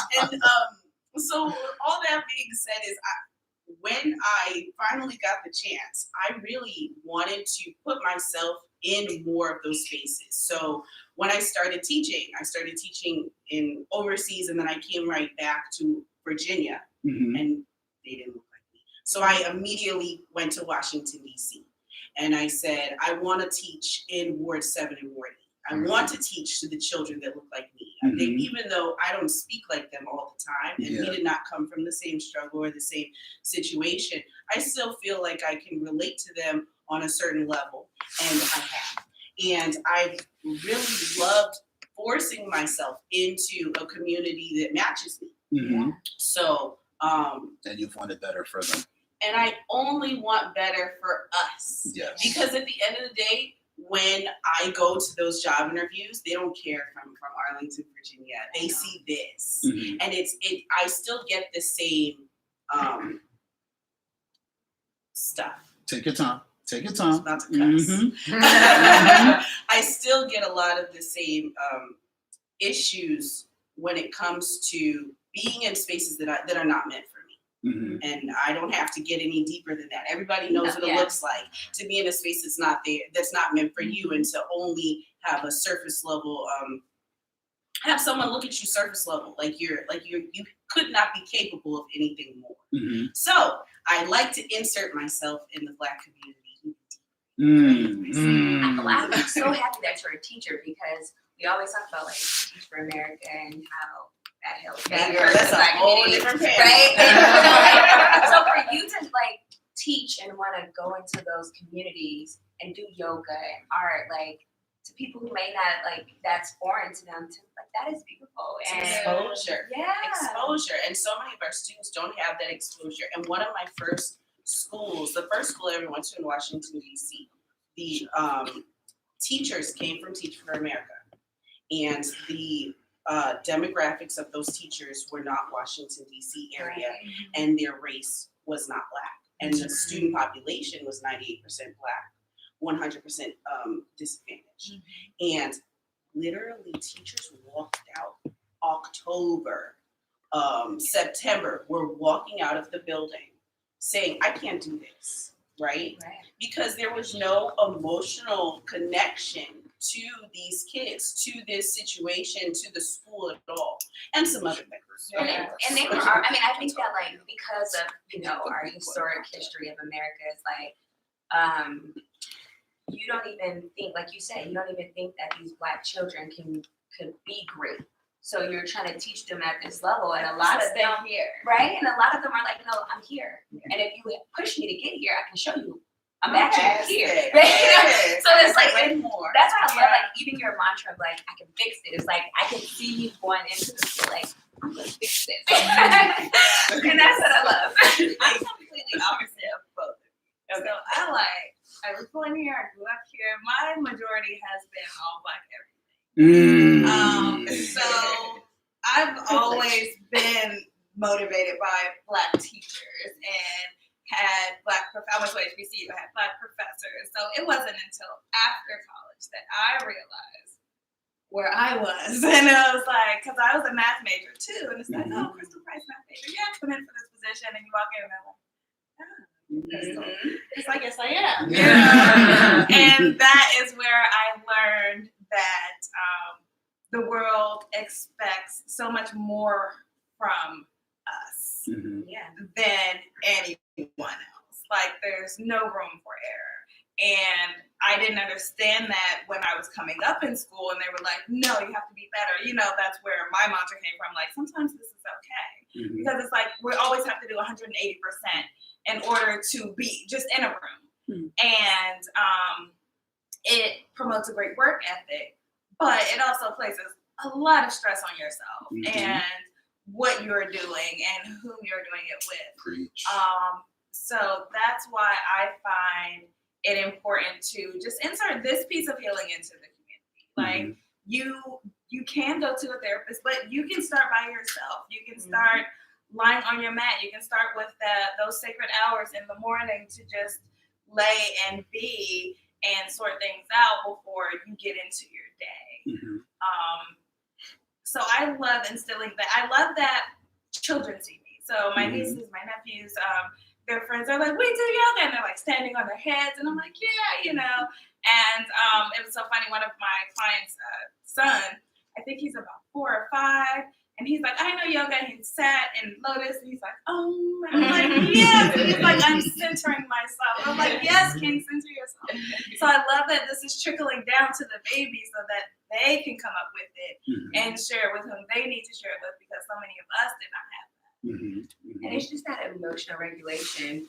Like, you know, you need it. And I think men needed, we all need it, but men needed a lot too, because they're taught to not be as emotional, you know. And I feel like Black men feel so unseen and unheard all the time that it is imperative that you at least find it within yourself, because so many of you feel like you won't find it anywhere else. Even, I mean, there are places where it may be, but you know, you may not feel that, you may not receive it. Right. So it's just important to have it within you, so that when you are ready to receive it, it's already open. Right.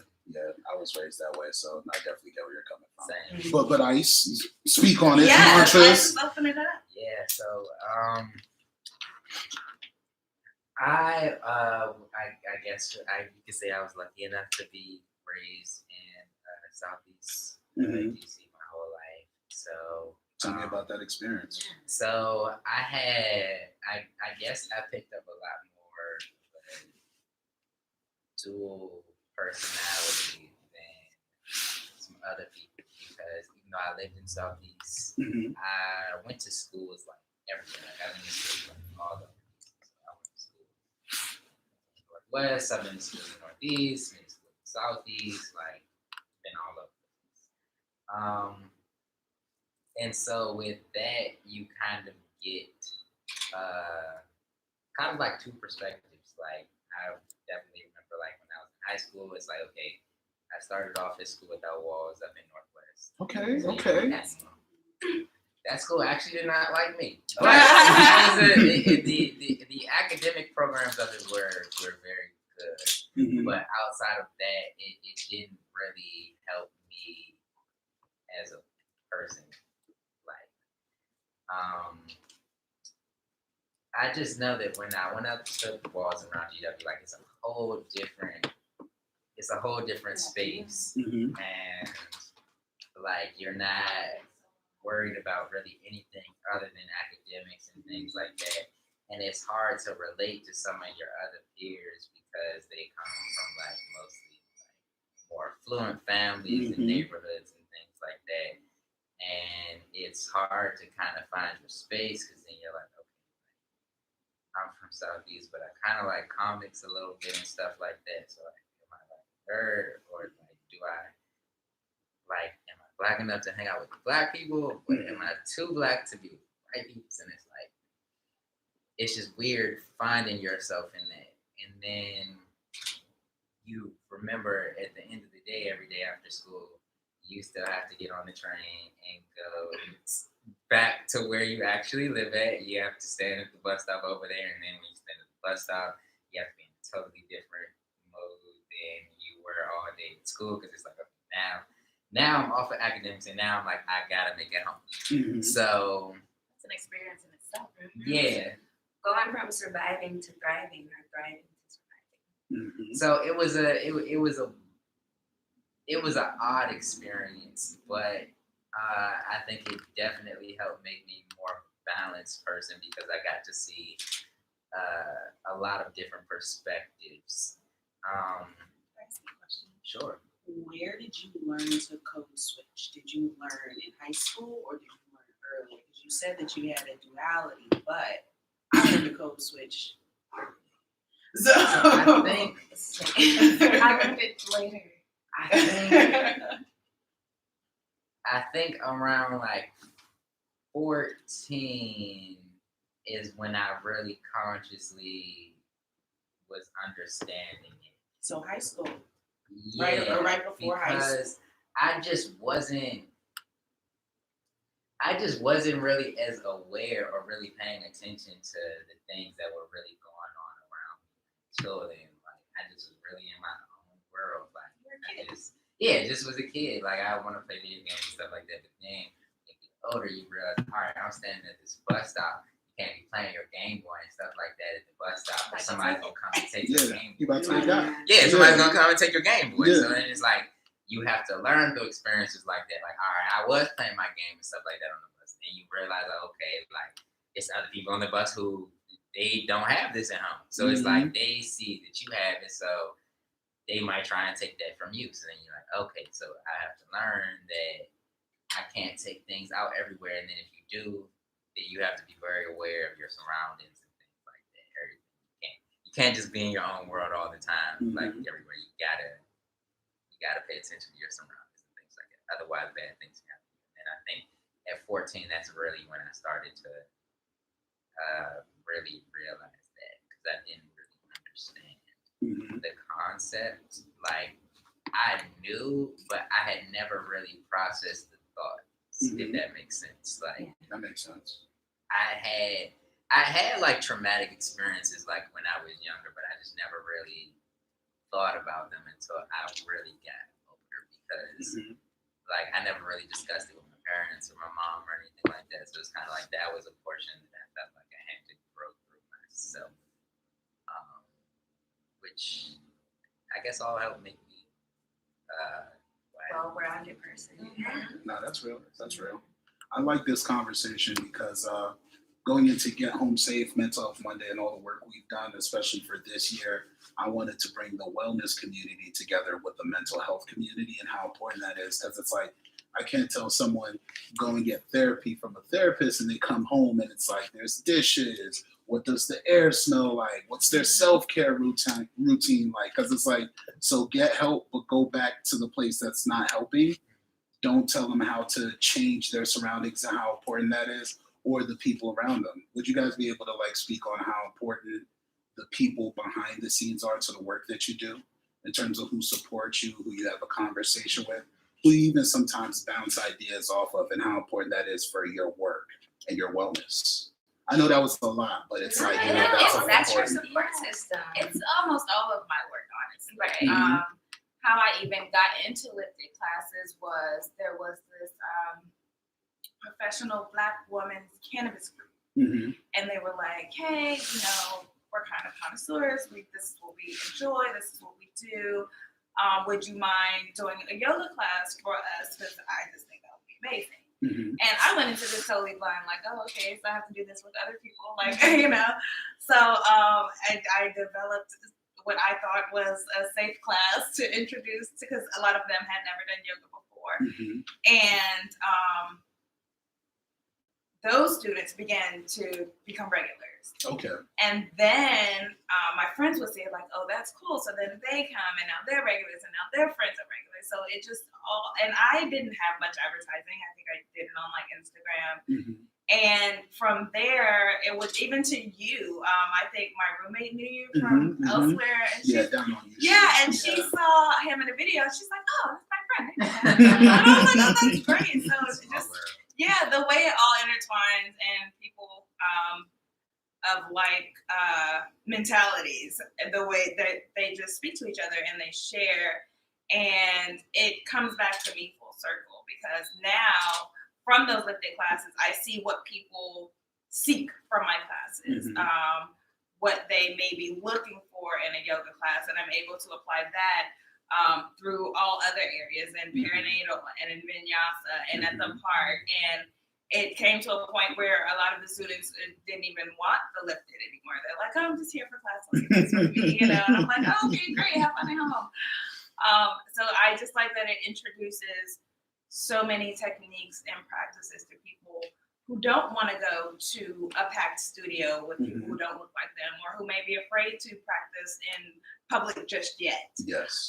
So I just love that the community opens that door for me Mhm. in more ways than one. Okay, so the community is very powerful to your life. Definitely, yeah, because it feeds me and it gives me what I need to feed the community. Because if you tell me what you need, I can, you know, at least give you a technique to reach it, or to lessen it, or whatever the case may be. Mhm. Otherwise, I'm just going out blind, shelling out what I need, and that's not going to help you much. Mhm. What's funny about what you just said is the work that I do right now, especially those shorts that you guys have seen. One of my philosophies, Kristen's heard me say this: if you give them what they want before they ask for it, they'll never ever doubt you, and they'll always believe in whatever you do next, because they know he's given it to us before we ever ask. Yeah. That's why I'm so intent on like, okay, I need to learn more. How do I present it? It's so amazing. How do I make it digestible? Thank you. No, I appreciate that. It's a lot of work, so I appreciate that. Yeah. Thank you. Well, I mean, I'm all about the community. Like I am really like in the community. I was just talking to a friend, and she's like, "You do so much community work."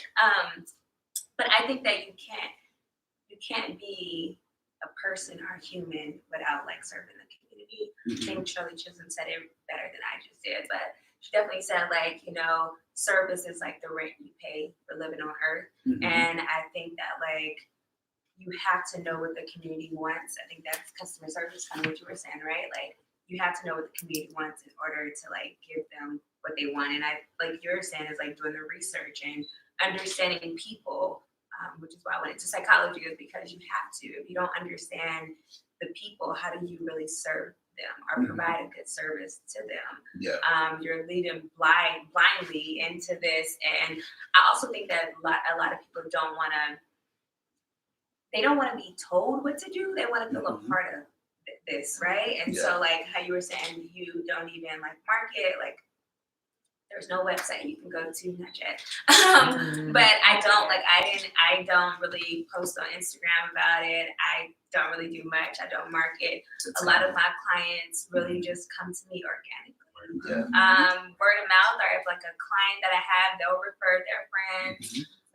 They'll find me on like the, insurance companies like website if I'm credentialed with them, and then they'll just reach out. And I literally serve everyone. Like I am very much so for the Black community, but I think that like we're all human and we're all here, and if we don't address everyone, there's no way that we can operate in this world where there's probably 1 degree of separation. So I have Jewish clients, I have Indian clients, like I literally serve a diverse group of individuals, and I appreciate it because I learned that we are way more connected than we are divided. But there was a divisive plan for us to feel that way. Yeah. And also, I've seen you work rooms. So, like, we did an all women's event last year over at Tall Boys. Yeah. And in that all women's space, I saw you come in and you talked to every single person who was there. And I think at that time we had about a little bit under 24 people in the room. And you made it a point to talk to them, introduce yourself, let them know what it is that you do. I saw you crack a couple of jokes. And I thought to myself, I was like, it's funny that she came in for a half hour to 50 minutes. And within 10 minutes, you worked the whole room and they knew who you were. And I saw a couple of people come and talk to you, and that let me know, okay, so she's not just about community. She's about who are you outside of what I can just give you. Oh, of course. To be honest with you, like, I love therapy for sure. I do. And I want to go full time because I only operate part time right now. But more than anything, I want to serve the community. I want to change the community, and I want to amplify and uplift the community, and that's whatever we do. Like I'm in Southeast all the time. I work with Ward 8 and Ward 7 the most. And even when I came to DC, I remember I used to work with youth back home, but I got hired by DYRS, the Youth Detention Center here, and so they are so amazing. But I couldn't work there. I couldn't stay there. I only stayed there a month and a half, and it was because I did not know the lingo. I didn't know the language of people. And so I said, I can do this. I'm going to go be a case manager in the community first. And then I'm going to learn the community. I drove around DC for about 3 years, learning the resources, the places, everything else. And then I went back and worked at Sasha Bruce working for the youth. Because to me, in order for you to get to the youth, you got to know how they talk. So job like, Mo, all of that, like I'm willing to say it. I'm willing to go for it because I know that's how I reach you. And I need to meet you where you are in order to speak your language. So like, we talked about code switching. I'm sorry, I'm gonna stop talking. We talked about code switching, but I really don't even think I code switch at all. I think that I'm gonna always be me. I have a hard time because I work in a leadership position. I have a hard time adapting to their ways because I don't think I need to code switch for what. My name, this is who I am. This is what you get. I'm smart. I can do it. What do you like? What else do I need to do? This is the package. Yeah. And if you don't accept that, then sorry for you. Yeah. Okay. Anyone else? Oh yeah, now it's you. It's you, Kurt. Yeah. Okay. All right. So can we say the question one more time? Just so I can make sure I answer the whole thing. So I was talking about how important it is to bring the wellness community to the mental health community, and that's what I'm really looking forward to doing this year. That was actually one of the inspirations behind this kind of panel for the first one that we're doing. And in terms of the work that you do, how important, let me change it a little bit for you because your dynamic is different. How important would you say mental health is to the craft that you do? And how has wellness within this particular era of COVID, everything being shut down, how has that played into the work that you do? Because you've talked about mental health like 3 times. I hear you reference it. Like, we're on the phone, you'll reference mental health, you'll reference wellness. And I just want to hear your perspective because I could tell it's something that you think about in your free time also. Yeah, so mental health is very important, and it ties in more to your everyday life than I think a lot of people realize. Like, some days you'll wake up and you'll feel like a burst of energy, and you just feel like you can do everything today. And then some days you wake up and then you're like, I don't want to do anything. And you're just like, I wonder why some days I feel good and other days I feel like I just don't want to do anything or be anywhere or be around anybody. Yeah. And then when you really step back and look at it and think about it on the days when you're not feeling the best.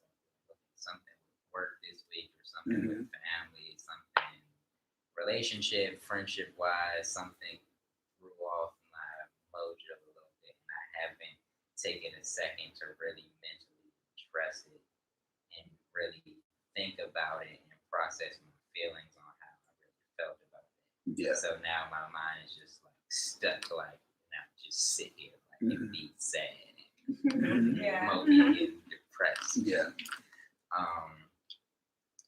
I do think that that is how a lot of people end up being in long states of depression, is by not really trying to get to the root cause of what's making them feel like that. And I think that once you're able to get to the root cause of it every time, you can start to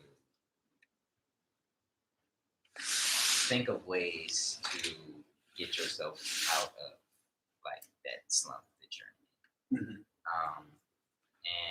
Did I just hear a finger snap? Coping mechanisms. That's a big. Okay. That's a big. so I think, like for myself personally, one of the things that helps me mentally also helps me like physically, is I just like to exercise. Like I really like to exercise. Like that's something that, like, if I am stressed out or I have a lot on my mind, exercise, and I just feel better. Like after, I don't even know how to explain it, but that's just what works really well for me. And I swim. Like I haven't in recent times, but I think it's honestly like maybe a year now. So Speedo or compression shorts? I am a fan of I used to be a competitive Y'all make me swimmer so before high happy. school. Yeah. I actually Very embarrassing photos on my side. Yes. very not known secret-ish thing. I actually almost went to Howard for a swim scholarship, but at the time that I was applying, the swim coach had gotten fired at literally the same time. So like he had scheduled me to come in and everything just fell. Everything just fell apart. Like, he got fired, and then like I just keep on sending letters and emails, and then like nobody's getting back. And like I don't know when we're gonna have somebody replace me, so I don't know what to tell you. And I'm like, can't afford Howard on the regular, but that was that. It is. That is awful. Yeah. Yeah, and I think that's another thing that the Black Swimming? No. Speak on it. Speak on it. Why do you think the Black community needs more swimming? Like because in what way? Me personally, it helped me so much when I was young because I learned how to swim when I was 13. Then by 15, I was a lifeguard with the DC Department of Parks and Rec. And like when you're 15, making like Parks and Rec is paying nice. I'll tell you that DC government is paying you nice. So yeah, I was probably like 15, getting like every 2 weeks, like probably like $1,000 checks like during the summer. And I'm just like, at 15, this that's like almost $1 million for you. I was rich. I could go into H&M and not care about anything. Lavish All with on the counter. it. Before Uber. I had my monthly smart pass back then, so it's like I'm not really paying Bro, cool. Monthly. What? Like I'm going to the deli before school. I'm living life. I was living life, and then I just know that helped me personally because, like, growing up in Southeast, like, you see all types of different people, and some of them are good role models, and some of them aren't. And it definitely took away from the allure of wanting to do certain things that, like, some of your other friends be doing to get money. Like, I gotta work. I get up and I go to work, and I think I make more money going to work than y'all probably be doing what y'all are doing. But to each their own. We're all, trying to figure this life thing out. I'm not judging you. Would you say it was a blessing that you were in this position to choose? Oh yeah, for sure. Yeah, because I think a lot of people forget that like everybody doesn't have the same choices At all. at all. And it's really unfortunate because it's easy to look from the outside in and then just make a judgment. And it's really, when you really interact with people more, like you really start to understand like why people are certain ways they are. Like, even like, this last year, like I think almost across America, like crime is like shot up, skyrocketed. And everyone's like, oh, what's going on? Da, da, da. And I'm like, it's not rocket science. Like, people are losing jobs, which means people who already were having hard times just got harder. Yeah. The kids are unstructured, really, for like the last year. And I'm not putting any blame on any teachers or anything like that, or any parents. It's just everybody was just thrown into kind of like a limbo of figure this out. Like, we don't have a guidebook for you, but figure it out. Like, and even like seeing like my own niece, like she just is not interested in the whole virtual learning thing. She's very disengaged and it's very not like her, and that seems to just be a thing that's happening. And it's just like kids are trying to figure out how to be kids. It's just a lot for everybody, and like times are getting harder financially for people and things like that. Across the board. That's why you go to therapy. You do things like yoga. But that's what I was you gonna create. say. That's why it's important for us to almost hurt out loud. Everyone is taught to deal with it. Yes. Hold it, deal with it, act like nothing's going on. And I feel like the more people open up and release and create these spaces that make others feel safe in opening and releasing, even if they don't make it to therapy, even if they just see your live and they're like, okay, now I can go talk to my mother or my sister or whomever about these things, because I know especially older generations, our grandparents, I didn't see my grandparents hurt.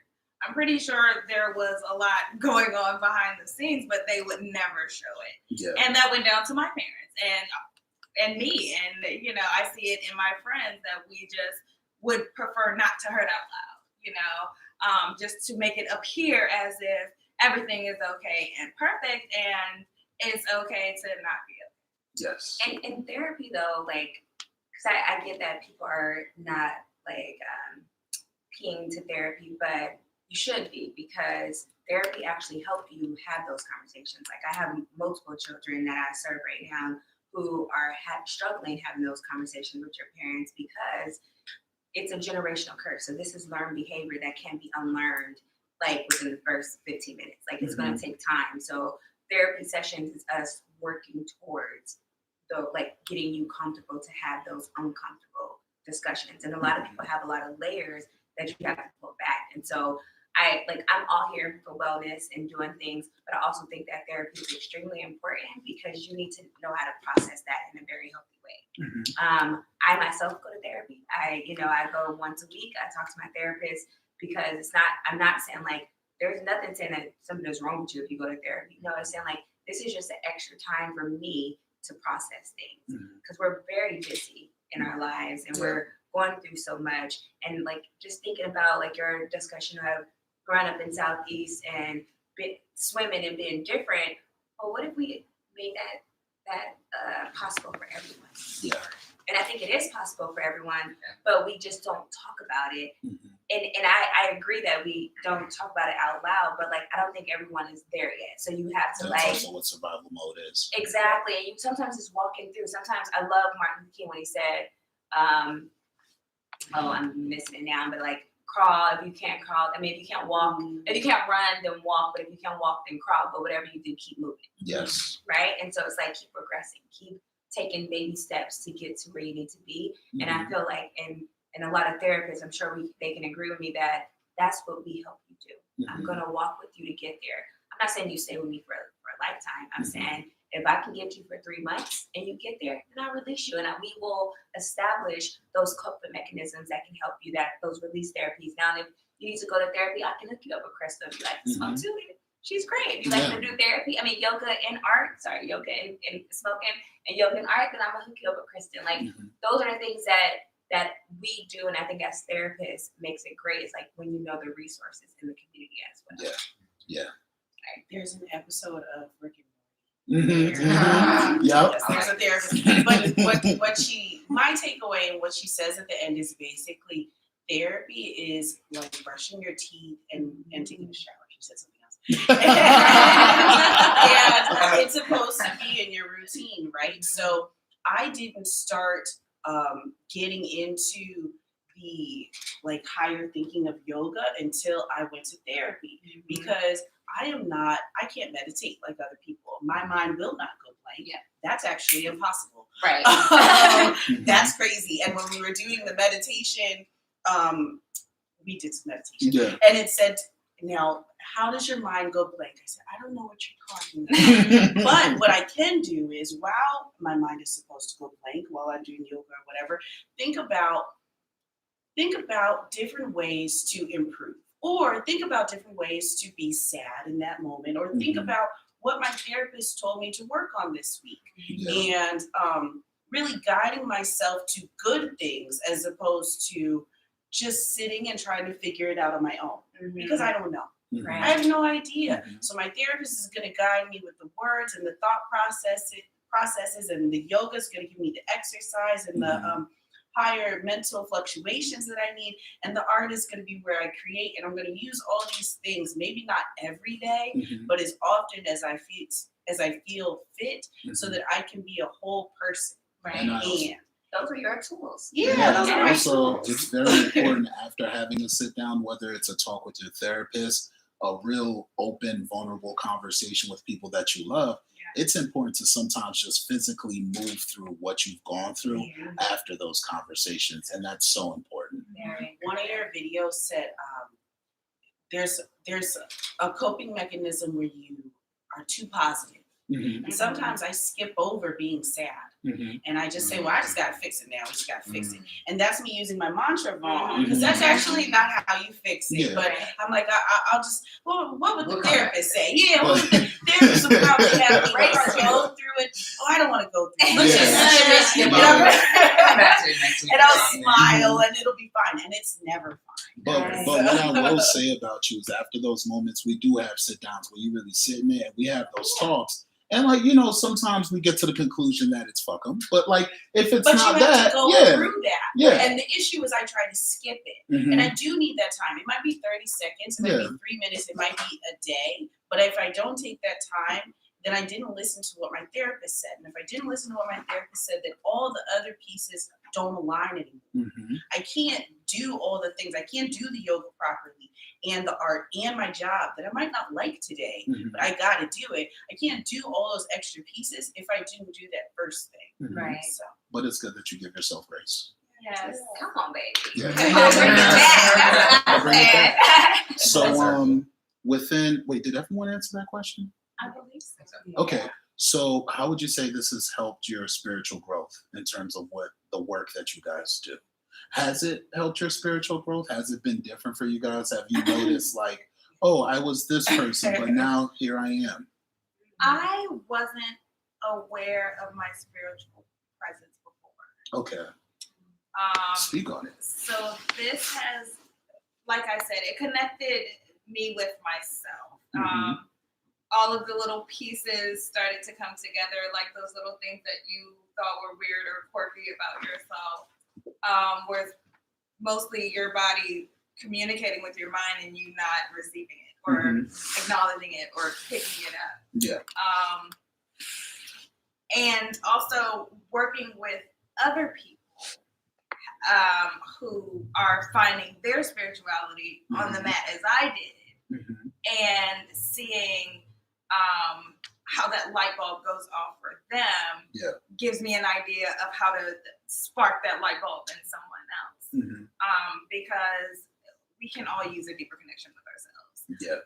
Sometimes we don't even know there's not one. So bringing, like I said, the mind and the body together definitely almost always awakens the soul, because it shines that light right in the core of your chest, like that person that only you know, because you know we tell people whatever we like, and we don't tell them everything, and some things we hold right here, so we know everything that's here, and we have to love and accept and cultivate that in order to get to the therapy, to get to the yoga, to get to the art, like you said, so that through self-care, so that you can just align it all together.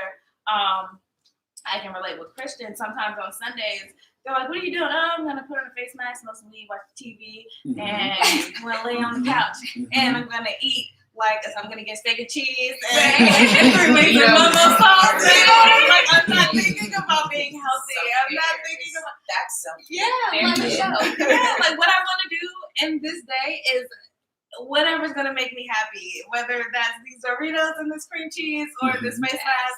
I'm gonna be happy at the end of the day. Yeah. Because we are so busy, and I find myself compartmentalizing. Like, there'll be a death of a friend or a family member, and I can't even grieve about this until 3 days later, because that's when I have time. That's when I don't have to work. That's when I don't have to write this thing. That's when I don't have to talk to this person or do this interview. And now 3 days later, I am a ball of fire because I haven't even made time to release it when I should have said, this interview has to wait right now. I'm sorry, I'll get back to it at another time while I deal with this, so it's that spiritual growth is what is pushing me to not hold these feelings off until I have time. But to deal with it right now before you move forward, so that you're not unknowingly carrying it with you throughout your week or your day or your life. That was beautiful. Yeah. Who's next on that one? That was I great. I was gonna say, well, I'm a little different because my name is Christian, and I was named this for a reason. My family is very spiritual. They are all Christians. I went to church pretty much every Sunday. Shout out to Mom. Right? Even if my mom was at work, the pastor came and picked me up. I was in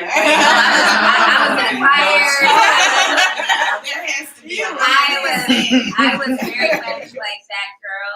I was probably like 8 years old, telling the pastor, preach, preacher. Like, I was that person. I read the Bible, but as I grew and learned psychology and really went into becoming a therapist, my master's program, life in general, but my master's program pushed us to engage into a different practice. So I did yoga for a month, and then I went to a mosque and interviewed different Islamic cultures and like Muslims and things like that. And so it has opened me up, and then I thought about like LGBTQ community, plus community, and how, Christianity would tell them that they're wrong, and so it has made me evolve from being just a Christian to now I identify as an omnis, where I practice all religions. So Congrats this past season. Right. Yeah, I observed Ramadan, Mhm. and I did the whole 30 days. And it was very much life changing. But for me, spirituality, and even like growing up in a church, I remember when I lived in Atlanta, because I was going to Parkland University, I used to go to a church, Elizabeth Baptist Church, I think it's called. And the pastor, they used to sing this song that said, like, God is in you. And for me, it waking me up to say, like, your core, your soul, your chakras, your alignment, that is your God. That is your higher being, your spiritual self. And as long as you continue to feed that and motivate it and nurture it, you can continue to be and operate in your higher self. So I'm really about like energy and vibes and things like that. And so I feel like I'm always like, that's how I can go into a room and connect with people in 30 minutes, because I'm feeding off of you, and I'm also feeding off of my spiritual guides. Yeah. I even get like ancestral readings. Shout out to my tarot card reader. I love her to death. Go like once a quarter. But I just think that you have to practice so many things to keep you in alignment with self. And whatever you gravitate to, that's your self-care and that's your spiritual being. But I think we're all spiritual humans. Like, I love Namaste, but, I recognize the light in you, the light in me. And so just be light. Yeah. Okay. Sorry. No. Like I said before, I'm very Catholic, and I grew up in Catholic church, and I went to Catholic school, and then I went to Catholic University, and then my master's is at a Catholic program, and I just like kept that consistent in my life. But I always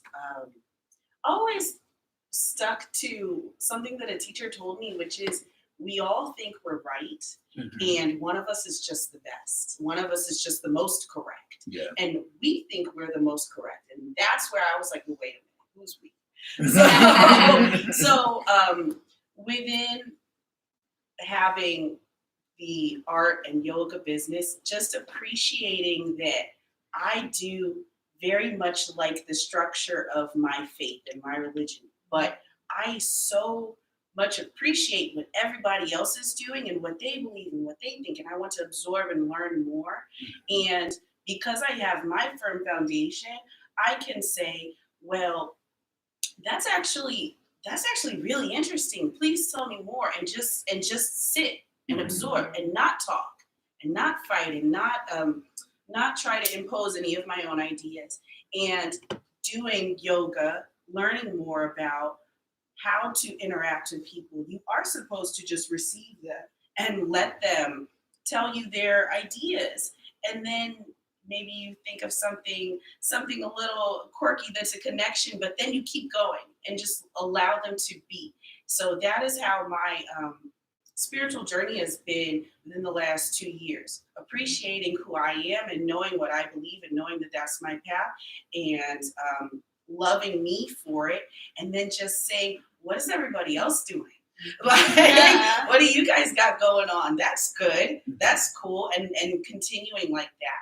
So when you say that word, omnis, of course I know what omniscient means. So I'm just guessing. Oh, that just means that she puts her hands in everything. And I'm like, what?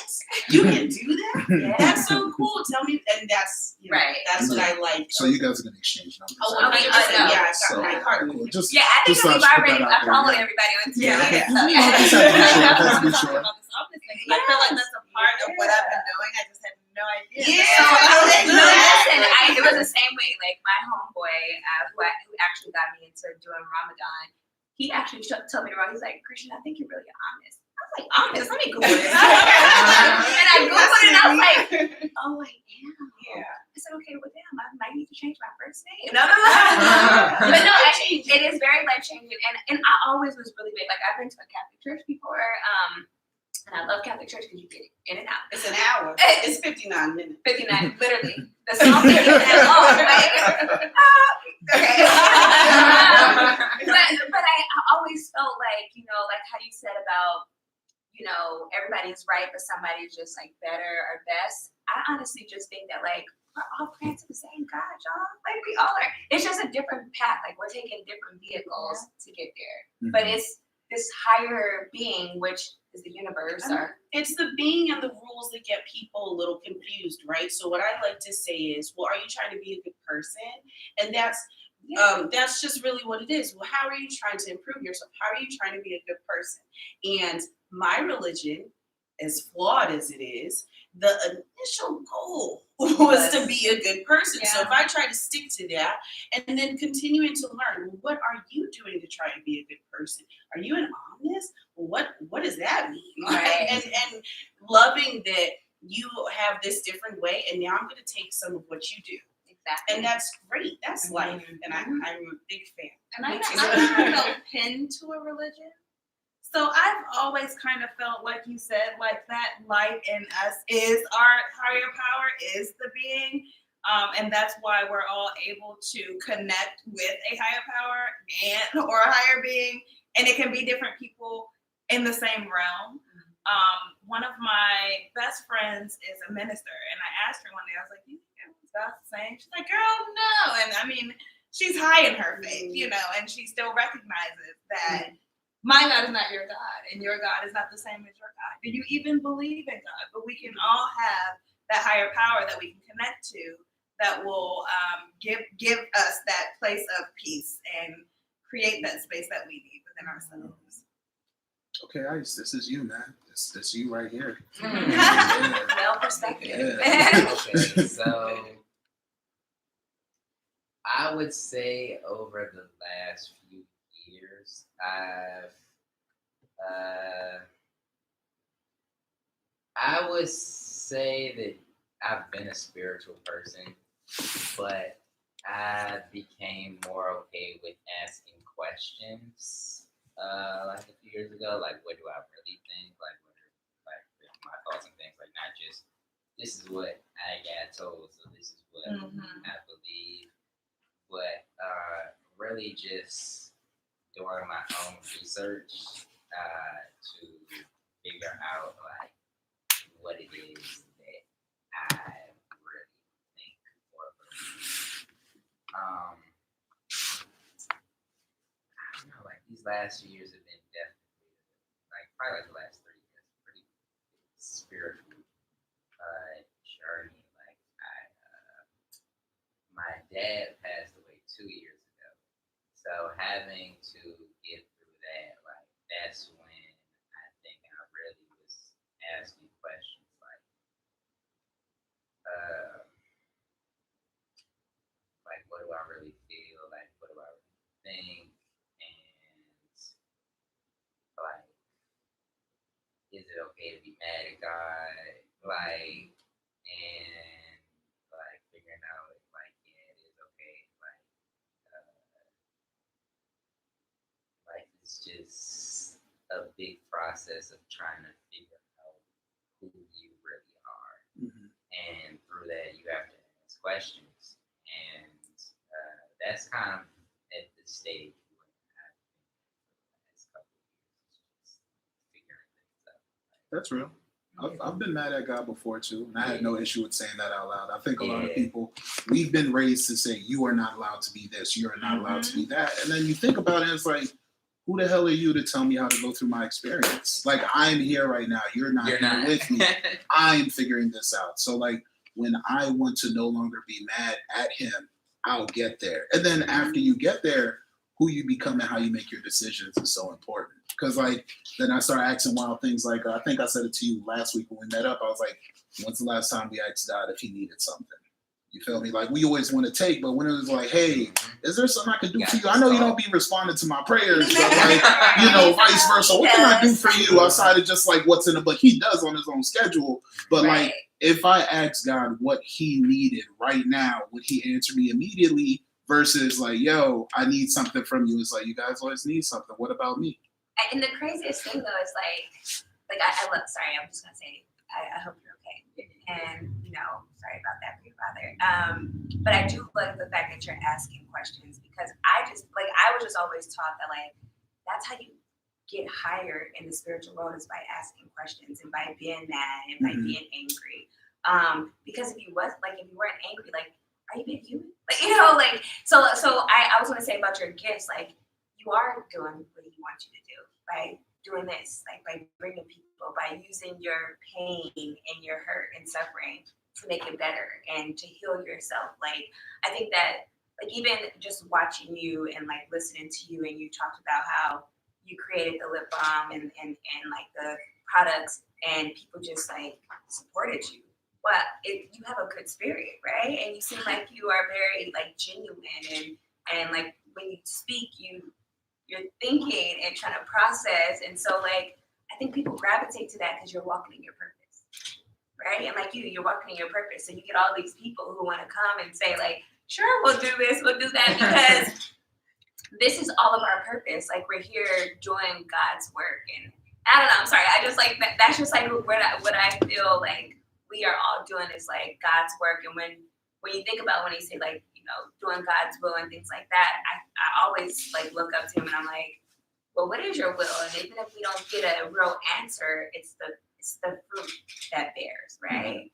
And I'm sure you have so many followings and everything. Like I've reached out to you and said, Juice, come on, help me out. Like, help me get to where I need to be, you know? Yeah. So like I think that this is the work and this is the service that you're doing for him. Yeah, well, I appreciate that. But where can everybody find you? It's like 2:10 right now, a little bit over the time. So where can everybody find you on Instagram? We'll start with Ice and work our way over. Thank you for coming today. I really appreciate all the work that you guys have done. We plan on doing self-care packages that I'm going to be sending out in the future for like other people, like a whole rollout of like mental health, get home safe. We sell self-care packages. And like ironically, it's gonna have products from Kristen, products from Ice, product from the young lady in Atlanta that you connected me with this week.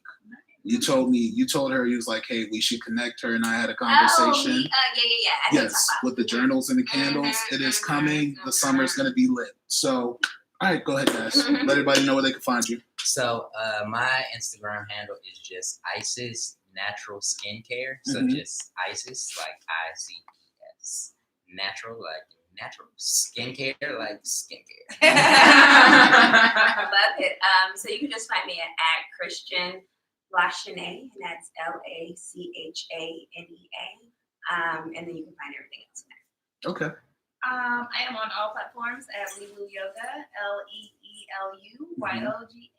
So that's on Twitter too? Yep. I wanted to tag you, but it wasn't coming up when I tried to type in your name. I was like, I don't know if she's here. Chris? Instagram and Twitter, Chris_WYA, like Chris, where you at? Yes. Chris with a K. And, my website is newsamo.com. All right, well, thank you for coming, guys. I really appreciate all your time. Thank you. Thank you to everybody who's on the lives. Thanks to everybody. I hope everyone has a good night. All right, that's it. All All right. right, let me stop this Definitely stuff. come in to support yoga. I'm doing all the hands and lip balm. All right. We made that easy. That was great. Thank you. I was there like, don't comment. You're not a part of it. Don't say anything.